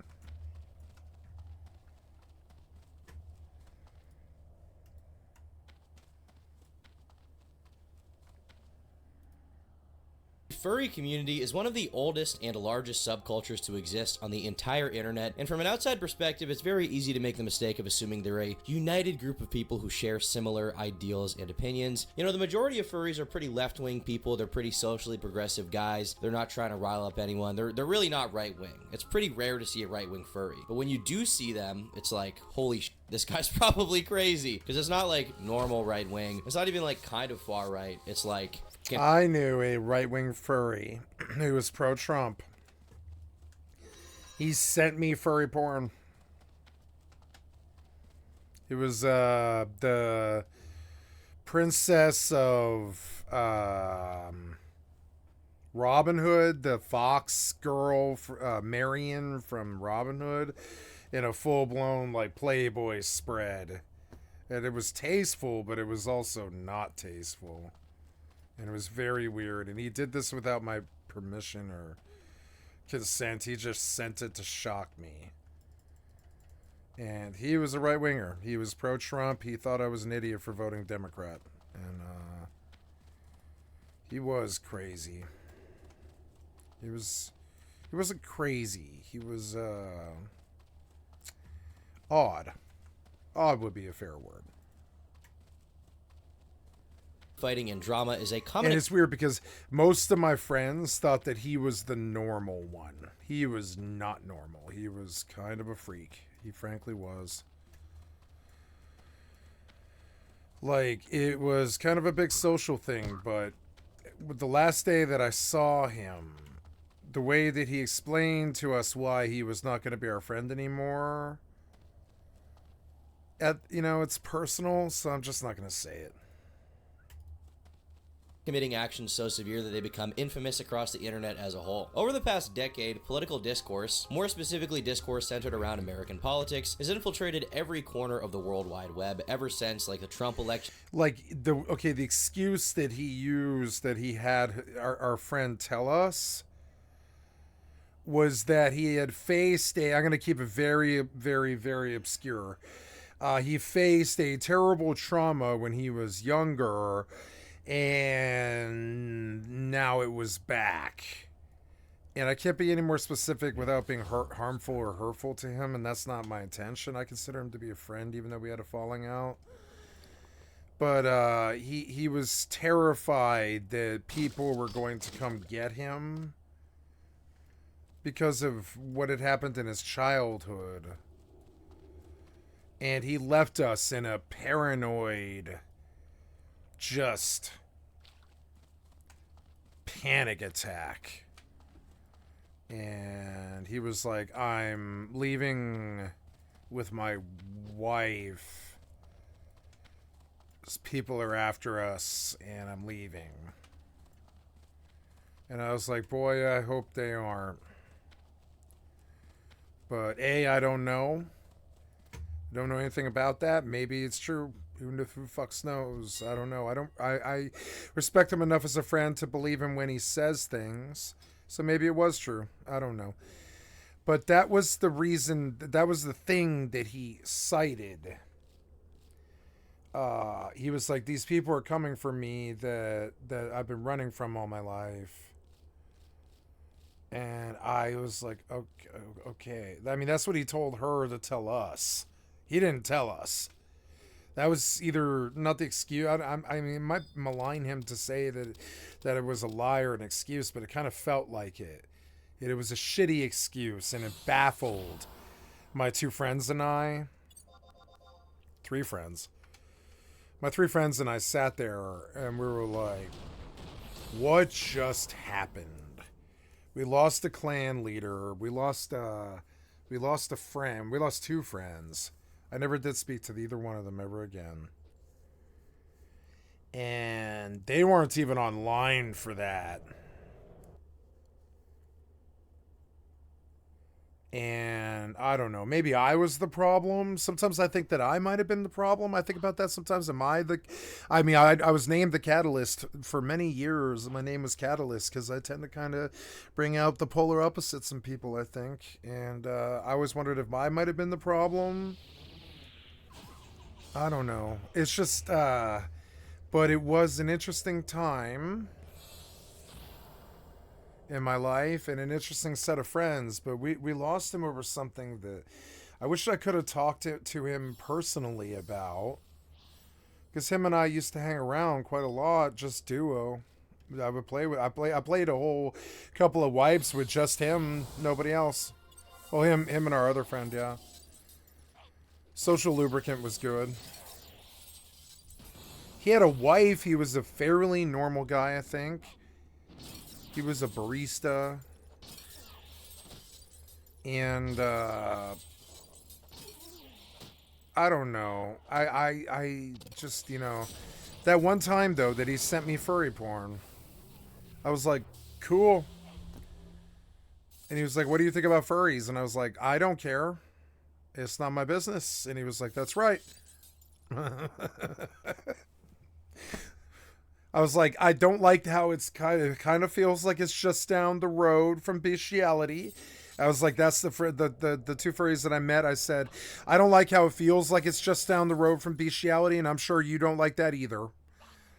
And they were like, yeah, I don't like the correlation or the draw. It's not the same thing. And I was like, I'm sure it isn't. It's a humanoid body, you know. It looks like a human to me, what he showed me. But I was like, it's still creepy to me because it's just down the road from bestiality. It's just like the lolicon stuff is just down the road from pedophilia, but it's legal and it's just drawings. And I'm like, no, I think you're just using a you're using a cop-out method to engage in essentially what I consider to be extremely taboo things that should be taboo because they're illegal and immoral. And that's how I feel about lolicon. And now, I don't care about furries at all. Don't care about furries. Don't mind furries. They're fine. Got no issue with them. No problem. No issue. Don't care who they are, what they do. I don't care if they like to dress up like animals and fuck. I don't care about that.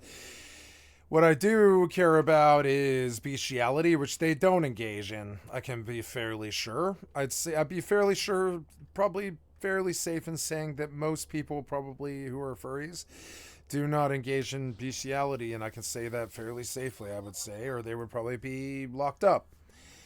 And so I don't like the correlation. I just don't like how it's right down the road. It's right down the road. That stuff is lolicon stuff or whatever. It's right down the road from child porn.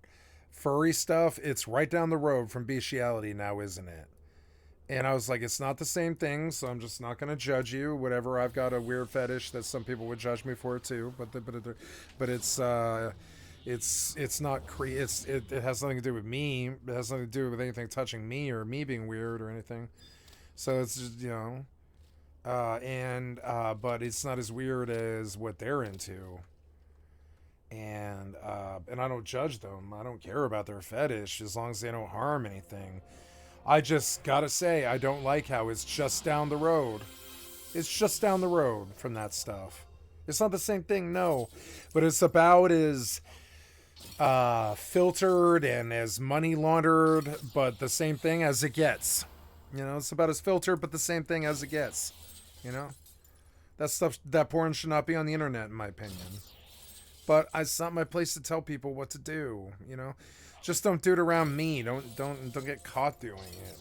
Gamergate, everything online is apparently political now. And yeah, so everything online is political now. It's so stupid. Come as no surprise that arguments regarding the subject also happen with furries. While the vast majority of furries enjoy a non-political existence, free from political controversy at least, there are instances that have occurred where the political divide between the fandom's members have clashed and it's become a forefront of discussion and debate. So today we'll be discussing one of the most infamous instances of this occurring and how these differences caused a domino effect that resulted in the collapse of an entire convention, revealing the dark past of multiple community members, and once again putting furries in the crosshairs of the mainstream media for all the wrong reasons. But before we delve into the major players in this story and the eventual fallout, we have to go back to the beginning. In the early 2000s, as furries began to slowly grow in number, a small group of individuals located in the Denver, Colorado area decided they would create a convention in order to accommodate the growing furry population in the state. This new convention, dubbed Rocky Mountain FurCon, was organized by a group known as the Mid-America Anthropomorphics and Arts Corporation, and was first scheduled to take place in 2006, but was subsequently moved to 2007 due to potential scheduling conflicts with Anthrocon, which is another furry convention that announced similar attendance dates that you guys are probably familiar with. The first convention was initially chaired by an individual known as Kahuki Leiru, but he would step down the following year, with another individual named Soren Cat taking over. Look, I know my name is Turkey Tom, but like, these furry names are a little out of control. Like, can't you just be like Blue Dog or some shit? Do you have to be whatever this is? I mean, Blue Fault, for all their faults, like memorable, easy to pronounce name for Westerners. What the f is Kahuki Leiru?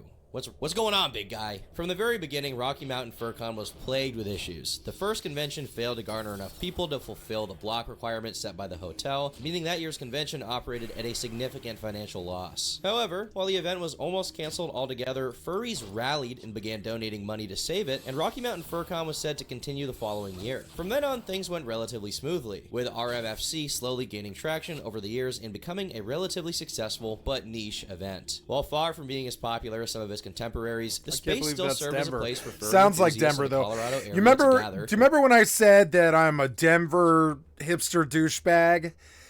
Yeah, Denver sounds that. That does not surprise me that the furry colony started in Denver. Not at all. Not at all. Not at all.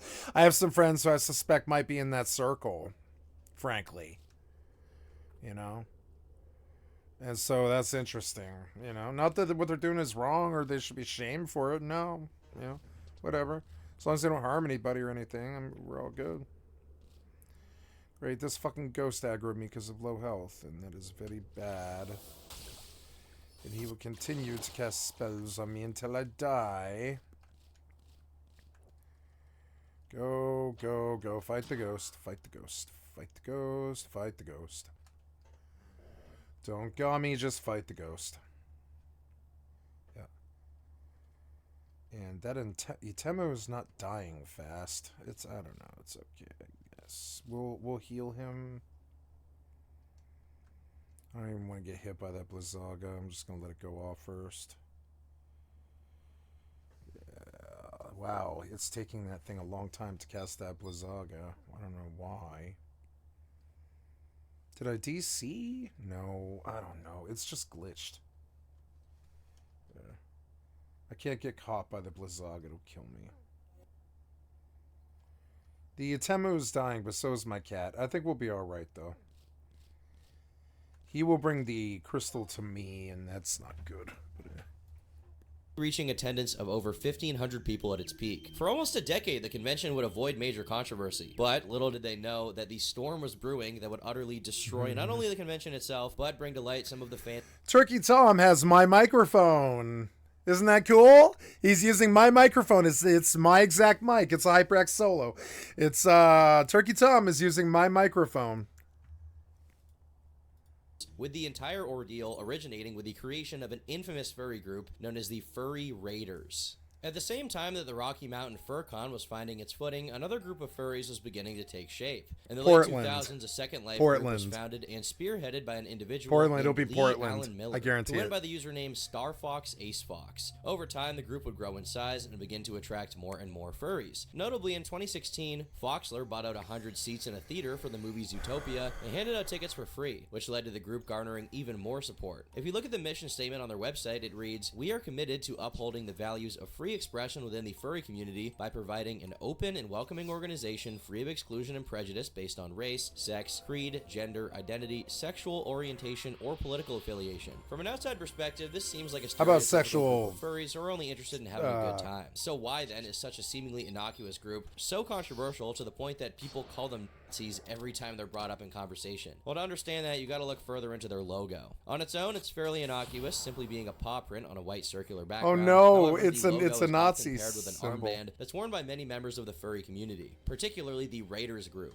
While the armbands now come in different colors, the first and most common of them is red, with art created for the group, also depicting the logo on a red background. Many believe this is a Oh my god, it looks so much like a fucking Nazi symbol armband. Look at this. No, he just likes the color red. He wants it to stand out. As well as the, you know, the N-word flag. Not that N-word, the other N-word. As the group began to grow, so too did the criticism, with most of the controversy surrounding their leader, Star Fox Ace Fox, who also goes by the name of Foxler Nightfire. Foxler is possibly one of the most controversial and hated individuals in the furry fandom for a number of reasons. As he became more notable, many individuals started to dig deeper into his past, and they began to uncover extremely alarming posts that set off multiple red flags. To start with, archives of a live journal made by Foxler from 2005 tell the story of an online romantic relationship he had with a 13-year-old girl, while admitting in the same paragraph that he was also 18 years of age. Yikes, Scoob! I'm 18 years old. Now, Hannah and all her friends knew I was 18, and they didn't mind at all, so well, bro, took it to her mother that got mad and talked with Hannah, so that sucked. After waiting for 4 hours, she came back all upset, crying a bit about Why how do she they doesn't talk wanna lose about me, this and her stuff? mother put this Yahoo thing on Just the computer shut to up. make sure Nobody she wasn't wants to talking me. hear it. So I helped her get it off. It's a and she cry. said It's a call before for I help. did, I love talking to you. I never want to go because you were the I sweetest can't guy call. ever. And I was almost in shock hearing this from her.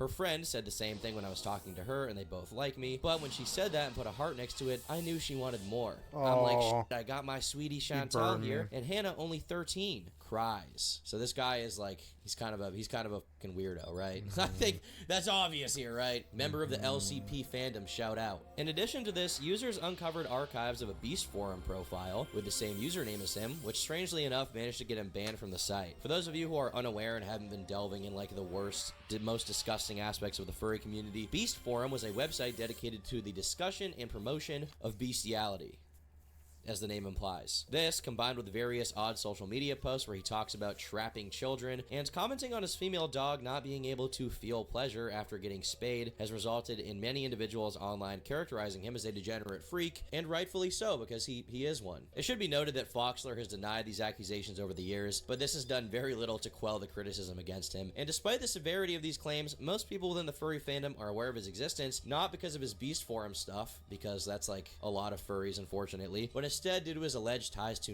Nazism. One of the most obvious indicators of this is his name. Many believe it to be a combination of the words Fox and Hitler. Foxler, when confronted with this, would later claim that to be false, stating it was actually a combination of the word Fox and his last name, Miller. In addition to this was, of course, the iconography that was mentioned before, and in response to that, Miller said he was completely unfamiliar with N-word symbolism when he chose the logo for the Furry Raiders, and it was impossible for him to be a true N-word due to him being half Thai. If you guys know anything about the alt-right, a lot of them are not white, so it doesn't really matter. That doesn't really mean anything. And over time, multiple other separate instances have led to a significant portion of the furry fandom labeling him as far-right. Foxler has been incredibly forthright about his dislike for SJWs, based, and left-wing individuals in general, getting into countless arguments with people on Twitter about the issue. This, in and of itself, isn't really unusual, and it's not a sign of him being a Nazi or even really right-wing in any way. However, there are multiple instances where he expresses familiarity with the online right that put some of these political posts in a different light. Let's go through a brief rundown of some of his most infamous escapades, and you guys can decide for yourself. And before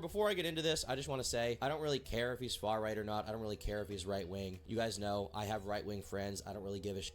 I just think it's interesting that there's somebody in the furry fandom, which is like ostensibly a pretty like left-wing, progressive, accepting movement, that is also like somehow a far-right dude. Like that's a pretty interesting kind of, you know, dichotomy we've got going here. Kind of a juxtaposition, kind of a silly one at that. In 2012, he made a forum post where he can be seen self-identifying as a furzy, or I mean, you guys can kind of guess what that means, I think. Later on in 2014, he would make a comment on a YouTube video of a Hitler speech where he explicitly stated that he stood with Hitler and the German people, and there's also a screenshot of another YouTube comment where he said he hated black people and supported the KKK, and that surfaced on Twitter, with his defense being that he was tired and not in the right state of mind at the time. When you're so tired that you become racist, I understand. In 2016, he was ejected from a furry-oriented club due to his refusal to stop wearing his paw print armband, and he had a physical confrontation with another patron as a result of an image of him doing a Sieg Heil while in his fursuit, and that appeared online, further damaging his reputation, obviously. And furries are like generally pretty, like, even among like online communities, are pretty left-wing, so obviously they're not gonna be cool with that. Even joking about stuff like that, they're totally against it. He also made this rather infamous tweet directed towards Richard Spencer, which many interpreted as an implicit endorsement of his ideals due to him asking for Spencer's approval. In another instance, he would call himself the Hitler of the furry fandom, a quote that many of his detractors have used to their advantage because why wouldn't they? In addition, in a video he posted on his YouTube channel, he admits to trying to join a neo-Nazi group in order to properly understand what the ideology was all about, though he admitted he was rejected due to his mixed heritage and because of the fact he was a furry. And I decided to actually get involved with some neo-Nazi groups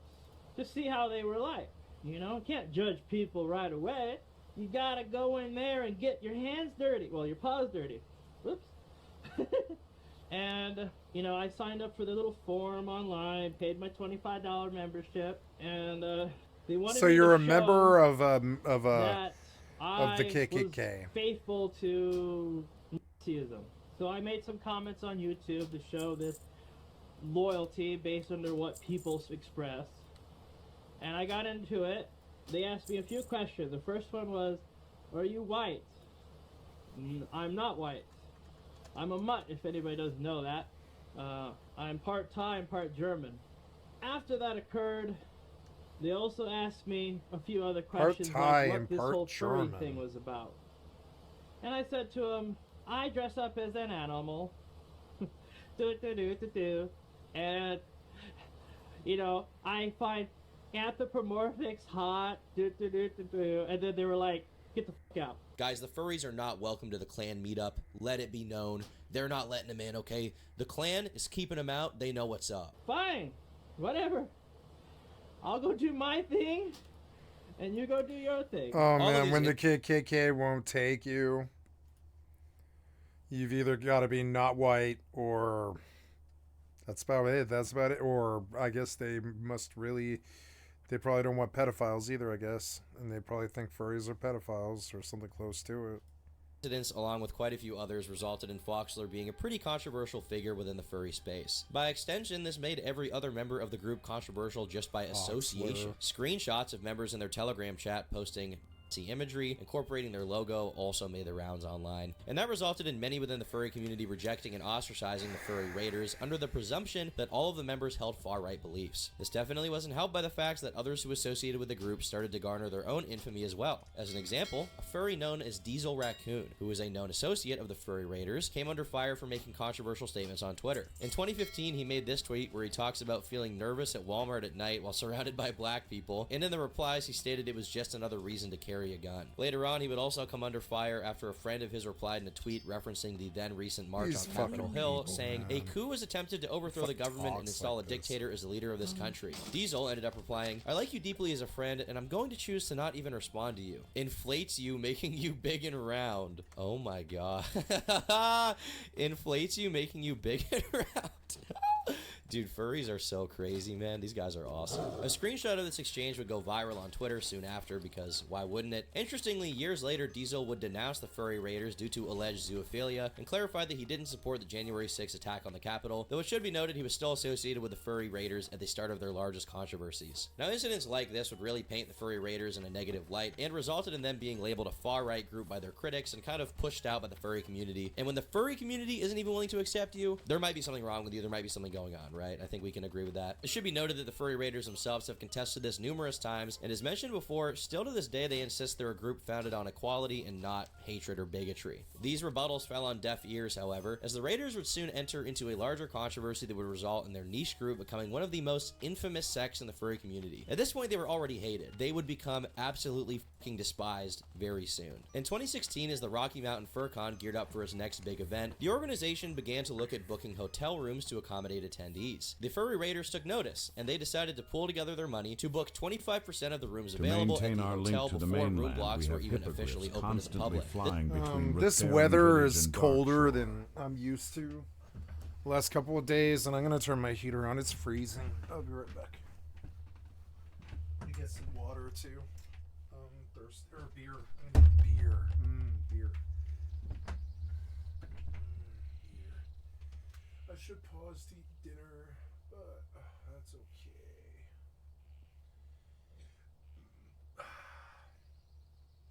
I'm gonna turn the heater on and get beer. Oh, my leg. I am not walking tomorrow. I have overdone it. Oh.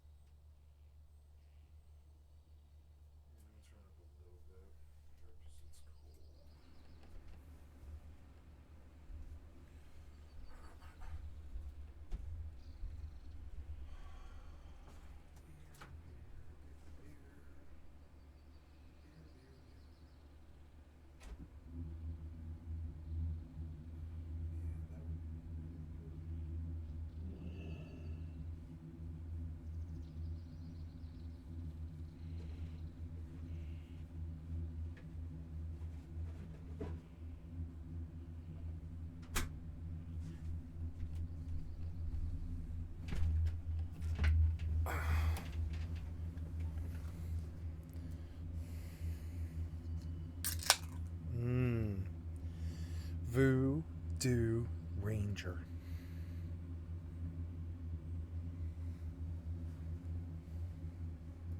This was supposedly done in order to allow easier access to the convention by their members to secure, like, they'd have a spot at the convention, basically. Now, this move initially angered and upset a lot of furries, as they saw it as sort of a power grab and an attempt by the furry raiders to block out members who were critical of them from attending the convention. This sentiment was also seemingly shared by the RMFC organizers, who contacted the raiders directly and attempted to convince them to release their hold on said rooms. After allegedly failing to comply, a convention organizer would make a post on social media addressing the situation, where he stated, despite direct communications with them, the Denver-based group known as the Furry Raiders declined to drop their reservations at the Crown Plaza. We have exhausted all of the means that we have to officially try to get them to release the rooms, but we're sorry to say that neither the convention nor the hotel currently have policies in place to prevent this behavior, though we strongly disapprove of it. This led to a big wave of backlash towards the Raiders, who seem to be unwilling to budge from their position. However, on April 14th, 2016, it was publicly announced that they had agreed to relinquish the 25%.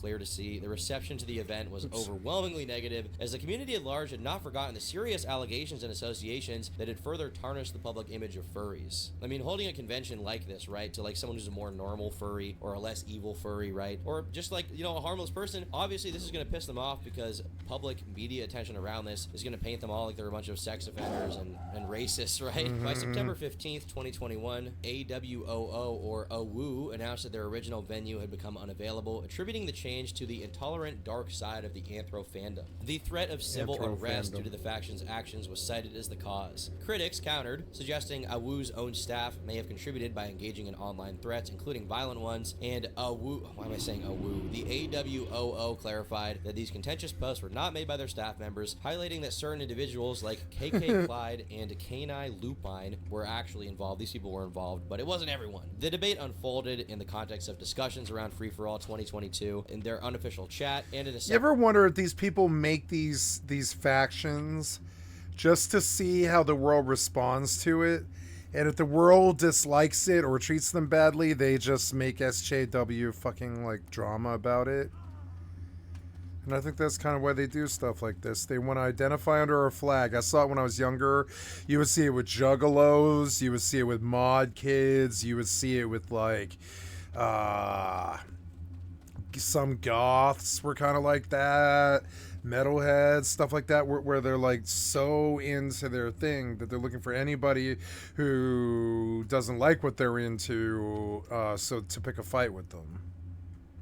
You know, and it's weird. Well, they got the venue back, actually, and the fact they were even able to secure a venue, despite their checkered history, raised a lot of eyebrows and led to renewed discussions about accountability and the ethical implications of providing a platform and venue for such individuals. I mean, if we know that multiple people attending this convention are like, you know, evil people, evil freaks, obviously there's going to be concerns about that's a good staff there, has right? a lot of and it's damage once again to a bad look for the average furry who just wants to hang out and isn't really a bad person, because then that just makes them all look horrible, right? And the media loves that because they can jump on the story and report on them negatively. Now, as of me recording this video, 3 years have passed, and these conventions still have somehow become a feature of the furry landscape. Obviously, attendance is pretty low, with an estimated 50 participants at these events, and it's very telling that despite the passage of time, the majority of the furry community has consistently expressed disdain for anyone associating with or attending these cons. It remains perplexing that despite the consistent pushback from the community, these events have persisted. It's almost like just out of pure spite for furries not wanting them to exist, this smaller group of furries needs to have these events, right? They love it. They love the hate a little bit. Yep, they love to like troll, the hate. maybe.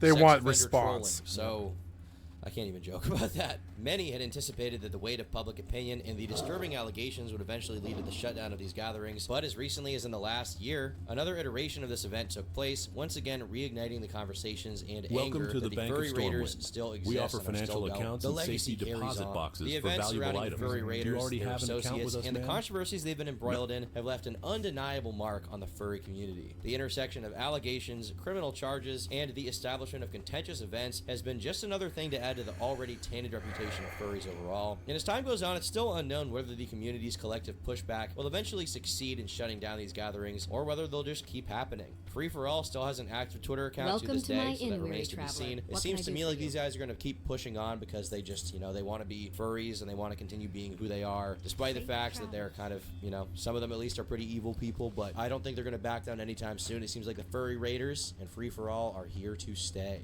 And they've certainly left their mark, and they've certainly allowed allowed me to have a funny, cool story to tell today, but I don't know if that's really worth everything that happened. Oh wait, it is to me because I'm a YouTuber, WRiz. Anyway, thanks for watching. If you guys enjoyed this video, leave a like. If you didn't, leave a dislike, drop a comment down below. I've been Tom Dark, or Turkey Tom, or Tom IRL, or Skibbity Riz, or whatever you want to call me, and I'll see you all in tomorrow's video. Bye. And hey, before you go, if you guys like this video about furries, check out the new Tom IRL video where I visited a furry convention and got kicked out. It's pretty funny. Okay, bye. Your mom. And be sure to...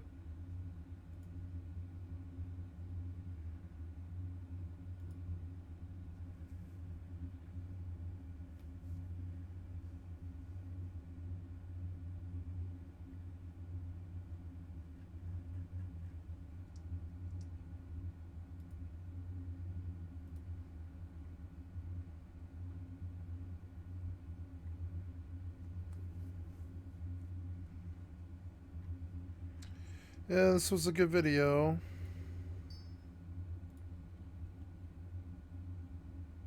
Let's listen to Wavy Web Surf. Thank you, Tom Dark, for the excellent content from Mr. Mevlog. Sub to your channel. Thank you, Wavy Web Surf. This is the forgotten criminals of early YouTube. 2012, the media covering YouTube news wasn't really a thing. And this resulted in some pretty bizarre content creator crimes going underreported in the site's early days. And many of you guys missed out on some insane shit. Ever heard of the 19-year-old vlogger who went on to rob a bank? Or what about this pro Tea Party YouTuber who got convicted to 30 years in prison? And of course, there's the musician who became one of the first YouTubers to ever engage in illegal conduct with kids. It's not Austin Jones, for the record. Yeah, these cases are as ancient as the site itself, and I'm excited to go on a trip back in time with you all and explore these obscure bits of YouTube criminal lore. These are the forgotten and obscure crimes of early YouTube. Today's video is sponsored by Keeps, and to begin the ad, let's look at my hair from some old videos back in 2020. Yeah, as you can see, your boy was losing his hair and losing it fast. I didn't want to go bald, so I decided to do something about my hair loss and got started with Keeps, and the results have been pretty Welcome insane. to my inn, Here's weary me traveler. at 6 What months can I do after for you? starting Keeps, a year after starting, 2 Looks years after exact same, starting, exact same, 3 exact years same, after exact starting, same. and then there's me right now. And if I'm being honest with you guys, I'm looking pretty solid in the hair department, and if I didn't start Keeps, I don't think that would be the case. Keeps offers generic versions of the 2 FDA-approved hair loss products at a can't-beat price, and best of all, you skip the trip to the doctor's office and pharmacy. Keeps will set you up with a prescriber online, ship it to you, and in 4 to 6 months, you should start seeing results. Look, you guys know my story. I stand by Keeps. I've been using this stuff for most of my YouTube career at this point, and I really do credit it for stopping my hair loss. And if you're a guy out there that's Welcome having to some my inn, anxiety weary about hair traveler. loss, What can I there's do no for you? better time than now Farewell. to start Keeps. Hair loss stops with Keeps. To take advantage of Keeps' special offer, click the link in the description box. That's keeps.com/wavy. This story is honestly one of the strangest that I've covered on the channel, and to be honest with you guys, I'm shocked that no one has properly dived into this case prior. It's the uneasy tale of July 4 Patriot, a political YouTuber whose calls for violent revolution and government upheaval got him in trouble with the law, eventually resulting in a nationwide manhunt and the guy being convicted for one of the sickest crimes imaginable. This is the July 4 Patriot story. Charles Allen Dyer was once a Marine who served in the infantry. From what has been written online, Charles claims to have had dual honorable discharges. The man has also claimed to have served 1 year for the Stevens County Sheriff's Office in Oklahoma as well. Charles entered the Marines in 1998 at the age of 17. It's said that at the time he was completely in line with the military and dedicated to following orders. But in the late 2000s, he started to have questions about the policies in his country and grew paranoid about what he saw as corruption. Corruption surrounding the political landscape and America's leaders. Charles couldn't keep these grievances to himself, so in an effort to express these issues that he had with the government, he would set up his own YouTube channel called July 4 Patriot. On February 20th of 2019, the man would upload a video in which he asked his would-be viewers to stand up for their freedoms. claiming that the country was under distress and that the United States citizens had to stay informed in order to get out of this corrupted state. Fellow American patriots, I come to you today to let you know that your government cannot overpower you, and that you as the people hold your own fate and your way of life in the palm of your hands. You are under the watchful eye of an ever-increasingly tyrannical government, but within that government lies patriots just like you. The man likely fearing discharge if his views were known by higher-ups in the service. And in these videos, Dyer's patriotism would be on full display. You mean your craziness? Laying out his ideologies and, of course, some revolutionary ideals akin to like the tree of liberty needs to be watered with the blood of patriots from time to time, sort of things. Patriots, I want to thank those of you across the country that reaffirmed your oath to the Constitution. In my mind, the 19th of April 2009 gives birth to a new hope across this country. Why do you look fucking so crazy? This man really looks fucking crazy. Remember that thing I laughed about called, don't step on snack? This is the don't step on snack. This is why it's so funny. I can't laugh at any of it. Look how crazy and dangerous this person looks. He frankly looks like a mix between... What's the name of the villain from G.I. Joe? Cobra? He looks like a mix of Cobra, Bane from the Batman movies, and like an idiot, And he looks dangerous to me. He looks frankly dangerous. And I'm sure he did do something crazy. Let's go look. All right, so let's go. Let's hear. Looks fucking crazy. Don't step on snack, right? These are the snack people. Don't step on the snack. I can't even laugh about it. Don't step on snack. You know what I'm saying? This isn't the funny side of don't step on snack. This is the scary side of don't step on snack. And there's two sides of don't step on snack. There's the funny side of the liberals, just kind of like a liberal dog whistle. And then there's like this side of don't step on snack that we can't laugh at. That isn't funny. It isn't a joke. You know what I'm saying? Like, I'm not laughing at this guy. He looks fucking crazy to me. You know what I'm saying? Constitution of the Republic. These are patriots of great honor and principle. He sounds so angry like that other guy, Vosh. Soon you might begin He to see sounds the separation so of true angry. patriots from those who are only posing to be patriots. Posing? In a time of crisis, Fuck those you who do not talking stand for their about? convictions in their hearts will shrink from conflict. Why do you Those who sound stand like a when they are needed the movie? most You're learn to so respect and love their weird. countrymen. Not long after starting his online campaign, he took real-world action as well, and would join the Oath Keepers, a far-right militia group who claim that their one Big true goal fucking is to uphold the surprise. Constitution, and they encourage their members to disobey orders from the government if those orders encroach on the foundation of the Constitution. The Oath Keepers were founded they're in March right, of 2009. And Charles would join them on April 19th of 2009. Oath Keepers. Eventually, Charles would become more brazen and less focused on anonymity, speaking publicly at Tea Party events on behalf of the Oath Keepers. The man would become a notable member of the group, Yeah, becoming he's somewhat got of a representative of the Marine branch Hitler within talk, the militia, and was treated like a liaison of sorts to the military.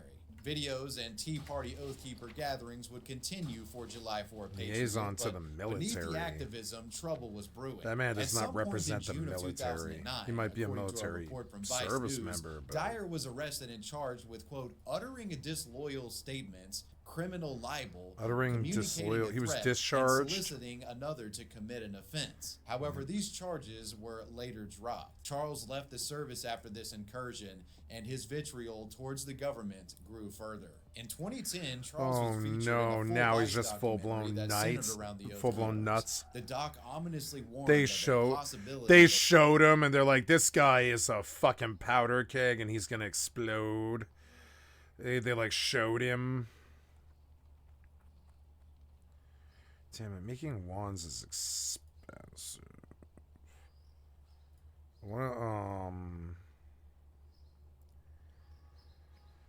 See, what's the cheap one? It's that one. It's not that one. It's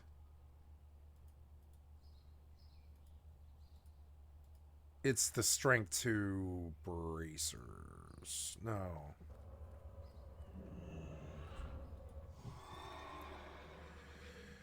It's that. It's the lesser impact. I could do a bunch of those, so we will. I'll spend some money on that. I don't mind. So we'll buy some soul dust here. We'll go shopping for soul dust. Yep. And yeah, and we'll buy some of that. I love how you can batch buy like this. You need this. Yep. Buy a stack. Okay, for 39 silver. Okay.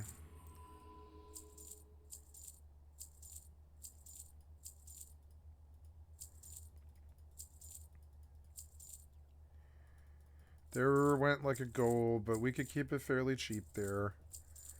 I don't think we need a lot of these. That's probably enough, hopefully, for like 15 points or something. Get me up a little higher until it's yellow and green. A looming Second Revolutionary War if folks like Charles had their way. Charles likely viewed himself a determined patriot, but looking in from the outside, his quest to correct the government's perceived wrongdoings was self-destructive. Not only that, the man had some monstrous tendencies that would soon be exposed. Foul deeds not even relating to his radical political ideals. Soon Charles would become entangled in a multitude of accusations that went beyond the line of depravity. Accusations that would destroy his whole online career, put him in prison, and have him claiming that he was the target of a government conspiracy. On January 21st, 2010, in his home in Marlow, Oklahoma, Charles was arrested on charges of rape and forced sodomy on his 7-year-old daughter. While searching his home, the authorities found a 40mm grenade launcher along with several firearms. Oh, good. After he rapes his daughter, he'll blow up the fucking neighborhood with a fucking M79. This caused the authorities to add on the extra charge. He was raping his daughter. Military weapon. When the news of this Did you hear the anger in the voice? You can always tell, you know? Like, you know, you can tell me I don't have a lot. I mean, I'm an angry guy, but I don't sit in this place of anger all the time. Not at all. These people do. Distance themselves from Charles, hoping to avoid bad publicity. And they would even write later that Charles was never actually associated with the organization. Charles's fans on YouTube theorized that their leader was being sabotaged by the government, and they also speculated that Charles may have been framed by a jilted ex-lover. Yes, some of his YouTube fans claim to have had proof that Charles's ex-wife was framing him for an abhorrent crime as a vengeful act, speculating that Charles had reportedly cheated on his now ex and this is what she was doing in return to get back at him. Whatever the case, during the legal processes, Charles would face 6 charges, including kidnapping and second-degree rape by instrumentation. Curiously, the first trial regarding these matters in January of 2010 would result in a mistrial. And this wouldn't even be the first mistrial that would result from this crime. As in April of 2011, during the second run back of this trial, the jury would deliberate from 8 hours and they came to a decision, but as they were returning, one of the jurors changed their mind, resulting in a hung jury. Keep in mind, Charles is out on bond, so he could just go back home when these trials would fail. After the second mistrial, Dyer would begin uploading videos to his YouTube channel, criticizing anyone he saw as against him, from judges to prosecutors to district attorneys and any other sort of governmental official, while also declaring his innocence and claiming to have done nothing wrong. He said that he had evidence that would lead to his vindication. Although Dyer's legal situation was still in jeopardy, he wasn't going down without a fight. In fact, his next action would worsen his circumstances more than you could possibly imagine. Dyer's next court date was set for August 15th of 2011. They let him out. He was raping his daughter, and he had an M79, and they let that man out before his court date. To what? Rape his daughter some more?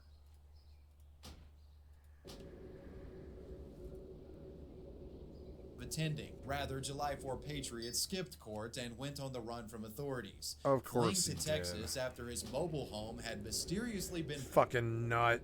When Vice is doing shit about you because you're with the Proud Boys, you're a fucking nut. burned to the ground. He was now an at-large criminal. Sounds and about considered right. Dangerous. Yeah. Authorities began a nationwide search as You were police raping suspected your he own was being daughter. aided by friends or old Oath Disgusting. Keeper buddies. It was thought that maybe these guys helped Dyer burn down the mobile home in an effort to destroy evidence of potential crimes. With a nationwide police manhunt in effect, it wouldn't be long Help before him? Dyer was spotted near a campground in Texas. Cops moved in for an arrest, but the Weasley alleged sex offender and self-described patriot was able to escape law enforcement by fleeing to the woods. Shortly after, while Dyer was on the run, his lawyer would receive a communication in the form of a letter, warning all who sought him out. His letter says, quote, "I have been pushed to the limits multiple times by law enforcement and the judicial system in an attempt to cause me to take violent action against them. If I do, I know I will be the monster they depict me as. Our judicial system is nothing more than a system of liars and crooks, working under the color of the law, where the rich go free and the poor are made to suffer injustice. Something must be done to expose it." A week later, on August 25, 2011, residents of Pecan Grove, Texas would notify the police of a strange man near a local daycare center. The sighting would result in officers being dispatched to investigate the unsettling silhouette. Turns out this marauding man was none other than Charles Dyer himself. While they didn't catch him at this daycare, Dyer was found later in the day at a nearby fast food joint. Police would arrest Dyer after he had just left a Sonic drive-thru. He had just finished drinking a cherry limeade. Upon being arrested, officers noted that the man seemed exhausted and unkempt. It looked like he had No been one's living ever in the stolen woods for anything some out of time. here. He Not offered in the no whole resistance history and of told the the whole officers that history. he was, quote, Welcome just to the done. Bank of Later, Stormwind. he would tell authorities that he had been hiding in a brush pile near a creek for 5 to 6 days. He had in his possession about $1,000 and a GPS device. Curiously, 2 of Dyer's militia associates were arrested around this time as well, on suspicion of arson, for police thought they had helped Charles burn down his mobile home, possibly aiding him in destroying some sort of evidence. One of the associates... They were like protecting him, his like child sex shit. So they helped him burn down his house. He probably paid them. He probably paid them like $100,000 to burn down his house. He's like, yeah, I've got a lot of money here. I've been saving up. I'll pay you $100,000 to burn down my house. And they're like, why? And he's like, that's my business. The government shouldn't see what I have.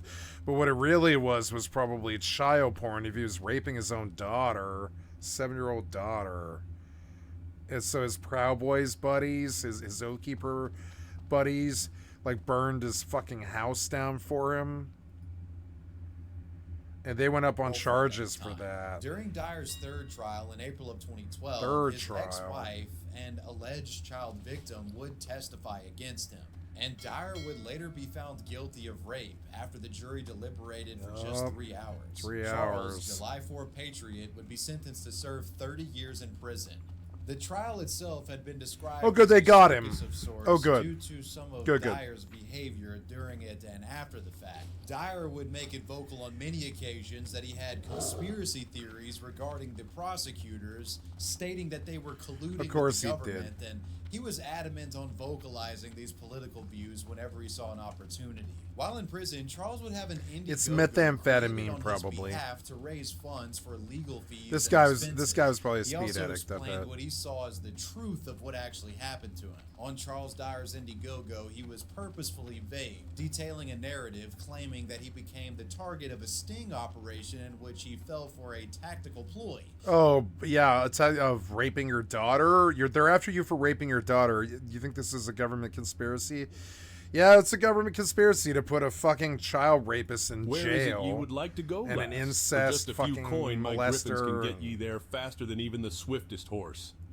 Rot in jail, motherfucker. I hope you never get out. In 2009. Charles says in January of 2010, his estranged wife had created a fake rape allegation against him, which allowed Fake police rape. into his home to search for DNA evidence against him. Charles would go on to say that they didn't find any evidence, but they did in fact find that grenade launcher. He then claims that agents gave him a choice, that he could reintegrate into the militia and act as a pawn for them, completing a list of objectives over the course of a couple of years, and everything would go away. Or he could face prison time. Charles claims he refused and the trial was the consequence. Needless to say, few were buying his Indiegogo story. Little sympathy from the public was ever given, as the Indiegogo was only able to No, raise why about would we give 106 sympathy out to of him? the $10,000 goal. On April 6th of 2015, while Dyer was in prison, a video would be uploaded onto his channel, which told a summarized version of the convicted soldier's perspective. The video explained the reason Charles was behind bars was due to him This going is a against the crazy government. person. To this day, Charles Dyer still sits in prison serving his sentence, and his channel has remained inactive for some time. Hey, let's hope he never sees his daughter again. This next story honestly leaves me dumbfounded. It's the case of a 19-year-old girl who uploaded a rather curious video to YouTube. A video in which she confesses to robbing a bank. Initially, viewers thought the upload was a prank of sorts. It's not a but joke. Further developments She's an suggest idiot. this half-wit's confession was in fact legitimate, and her reason for perpetrating this robbery was mind-meltingly stupid. This is the story of Jelly Clout. Beanie, aka Hannah Sabata. On November 27th, 2012, 19-year-old Hannah Sabata of Stromsburg, Nebraska went on an adrenaline-induced crime spree that involved her stealing a vehicle and using it to rob a bank. Hannah would jack a Pontiac Grand Am, which she would then use to head on over to the Cornerstone branch in Waco, Nebraska, and would proceed to perform Oh, they're always in Waco. Waco. her own version of It's the wacko from Waco robbing the bank. a heist. And she's 17 or she's like 19 or whatever. Equipped with she just a sticks a gun in her. gun, She a like sticks a gun in their face and she's like, pillowcase, yeah, a note which yep. likely requested immediate funds. Hannah Yep. would then be bestowed a small sum by the panic-stricken teller Like $4 and left grand. almost as quickly as she arrived. While the exact details of Hannah's getaway route are unclear, her stolen vehicle was later dropped off at Buckley Park in Stromsburg, Nebraska, and Hannah would make it back home thinking she had eluded law enforcement. At first, it seemed as if Hannah's bank Probably robbery did. escapade was a complete success. For a while. But alas, for this reckless young would-be GTA character, it wouldn't be long before a mission failure was on the horizon. 'Cause of So herself. what does one do when they aggressively swindle money out of a public bank?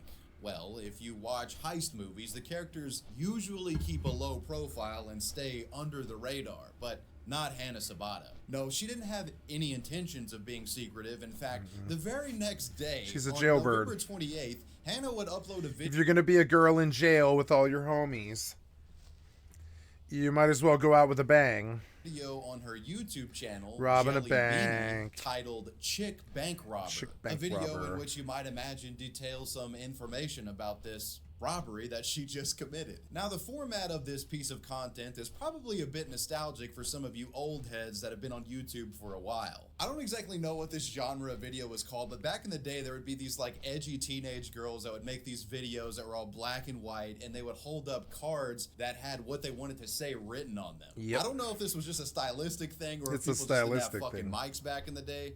But some of you out there might remember this format. There were a lot of viral videos No, it's girls who are terrified of speaking in public.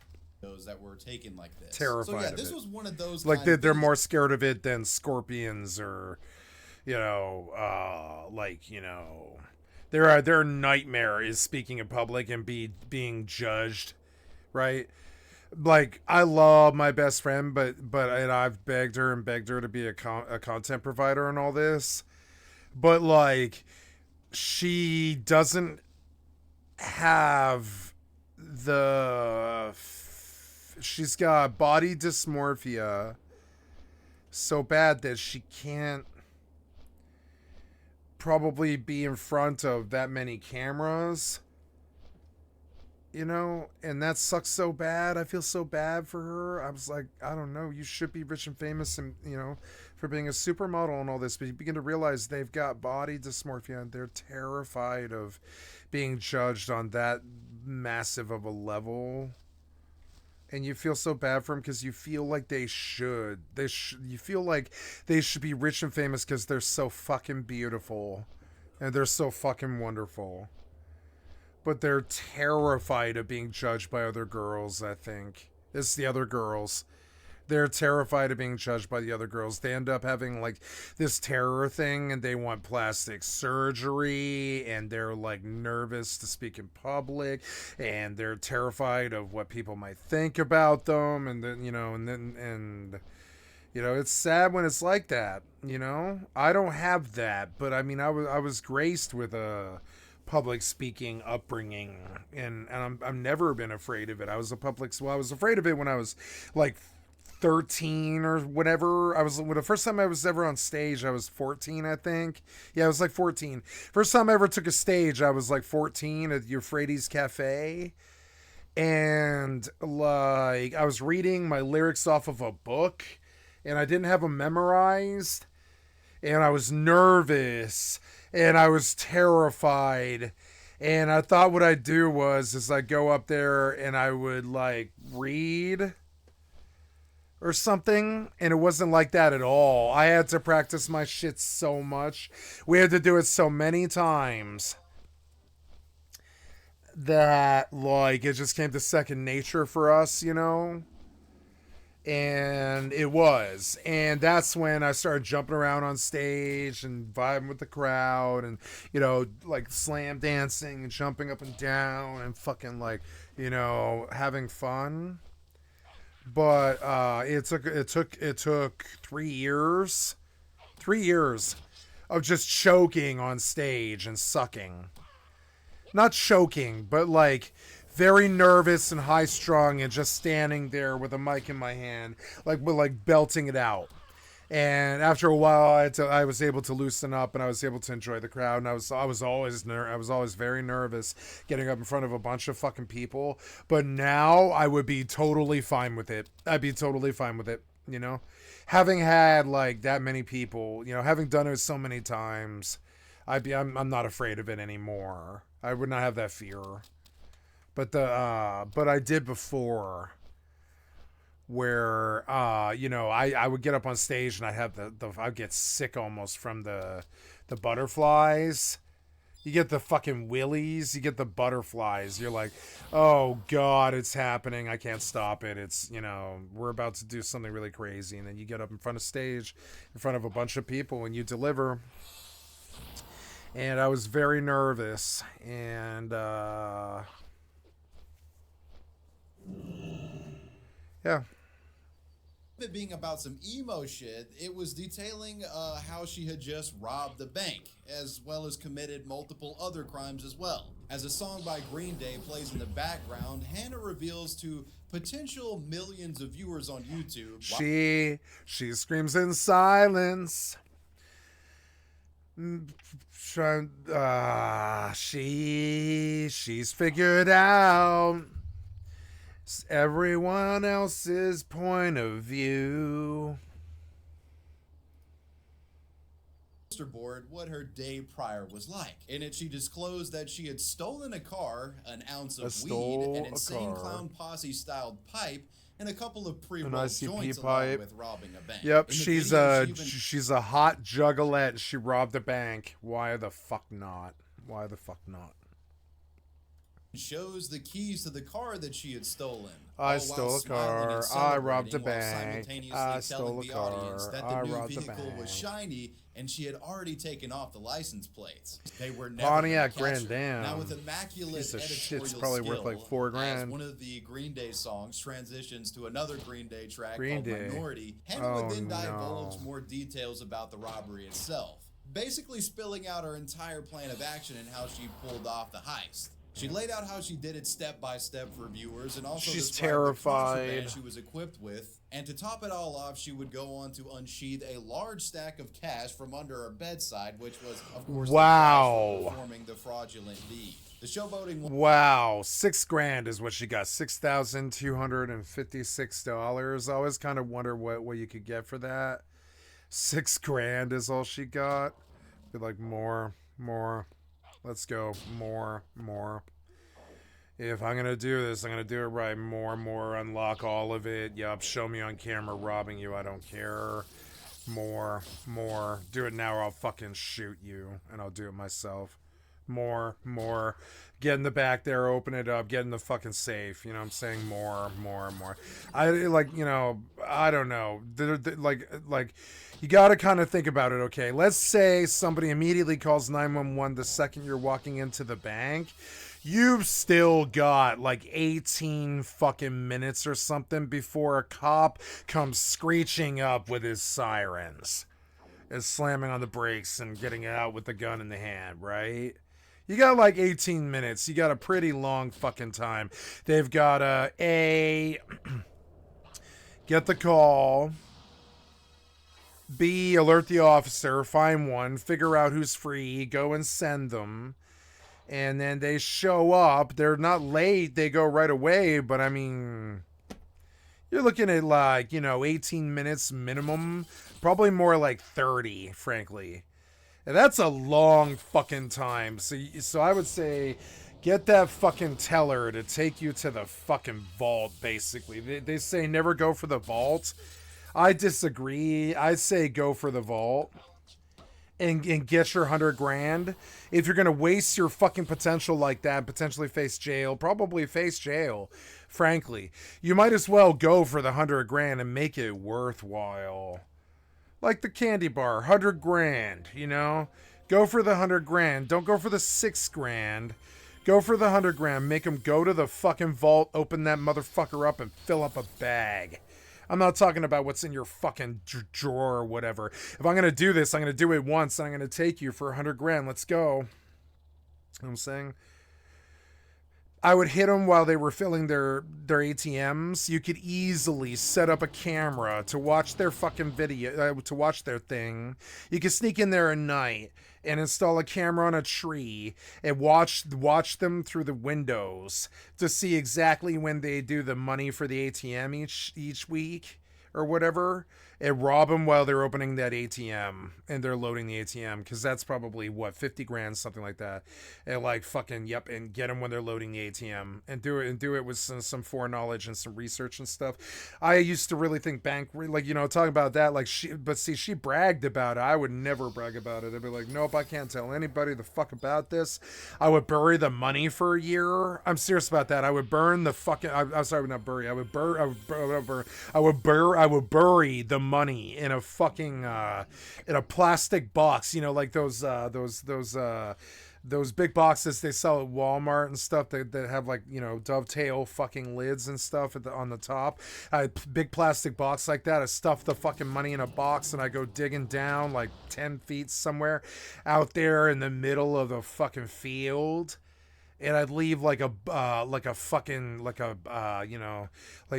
pool ball, I would leave like a metal paperweight in it, so that when you ran a metal detector, it's like woo woo, and like I would leave it out there in the middle of a fucking nondescript fucking field for between 1 and 3 years or something like that, and then I would come back to the 100 grand.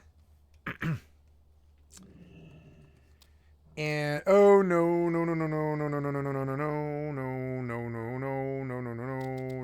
do not attack that crab. Do not do it. Do not attack that very high level crab. I am very dumb. Miss target. And all those people will make fun of me. Nope. Do not do that. Gotta sit, I guess. Yeah, gonna sit. I think I'm in South Shore now. That's good. And estimated to be $6,256. Now that's pretty good for like a pistol pull. For a pistol pull, you get like 6 grand. You know what I would do with it? I'd go right to the fucking casino, and I'd go right to the roulette table, and I'd start betting 1,000 on black, 1,000 on black, 1,000 on black, and see if I couldn't get like a bit more or just lose the 1,000. I'd go up a couple times more, try to turn it into like some more, have some stake, I would take the other like 5 grand, and I would pay for rent in a different city and do something there. Take the other bit of money, like pay for like a deposit on an apartment in a different city, and I would go and do something criminal there with the startup money. I probably, oh no, what's happening here? Get on this guy. That's fucking annoying. God damn it.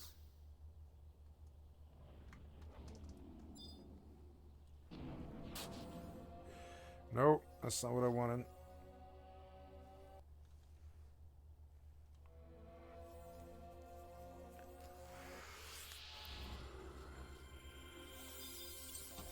Like this juggalette, like she thinks criminality is cool because she hangs out with juggalos who all break the law and, you know, to pay for like drug habits and shit, pills and shit like that. Continues her would-be confession video, broadcasting. Yep. The And fact so that she broadcasts to her juggalette friends that she robbed the bank, and they don't believe her until she pulls out the money. And she's like, "Here's $6,000, bitch. I'm the hardest motherfucker you'll ever meet," and she probably is. she had told her mother that, quote, "Today was the best day of my life," Best day of my and life. Hannah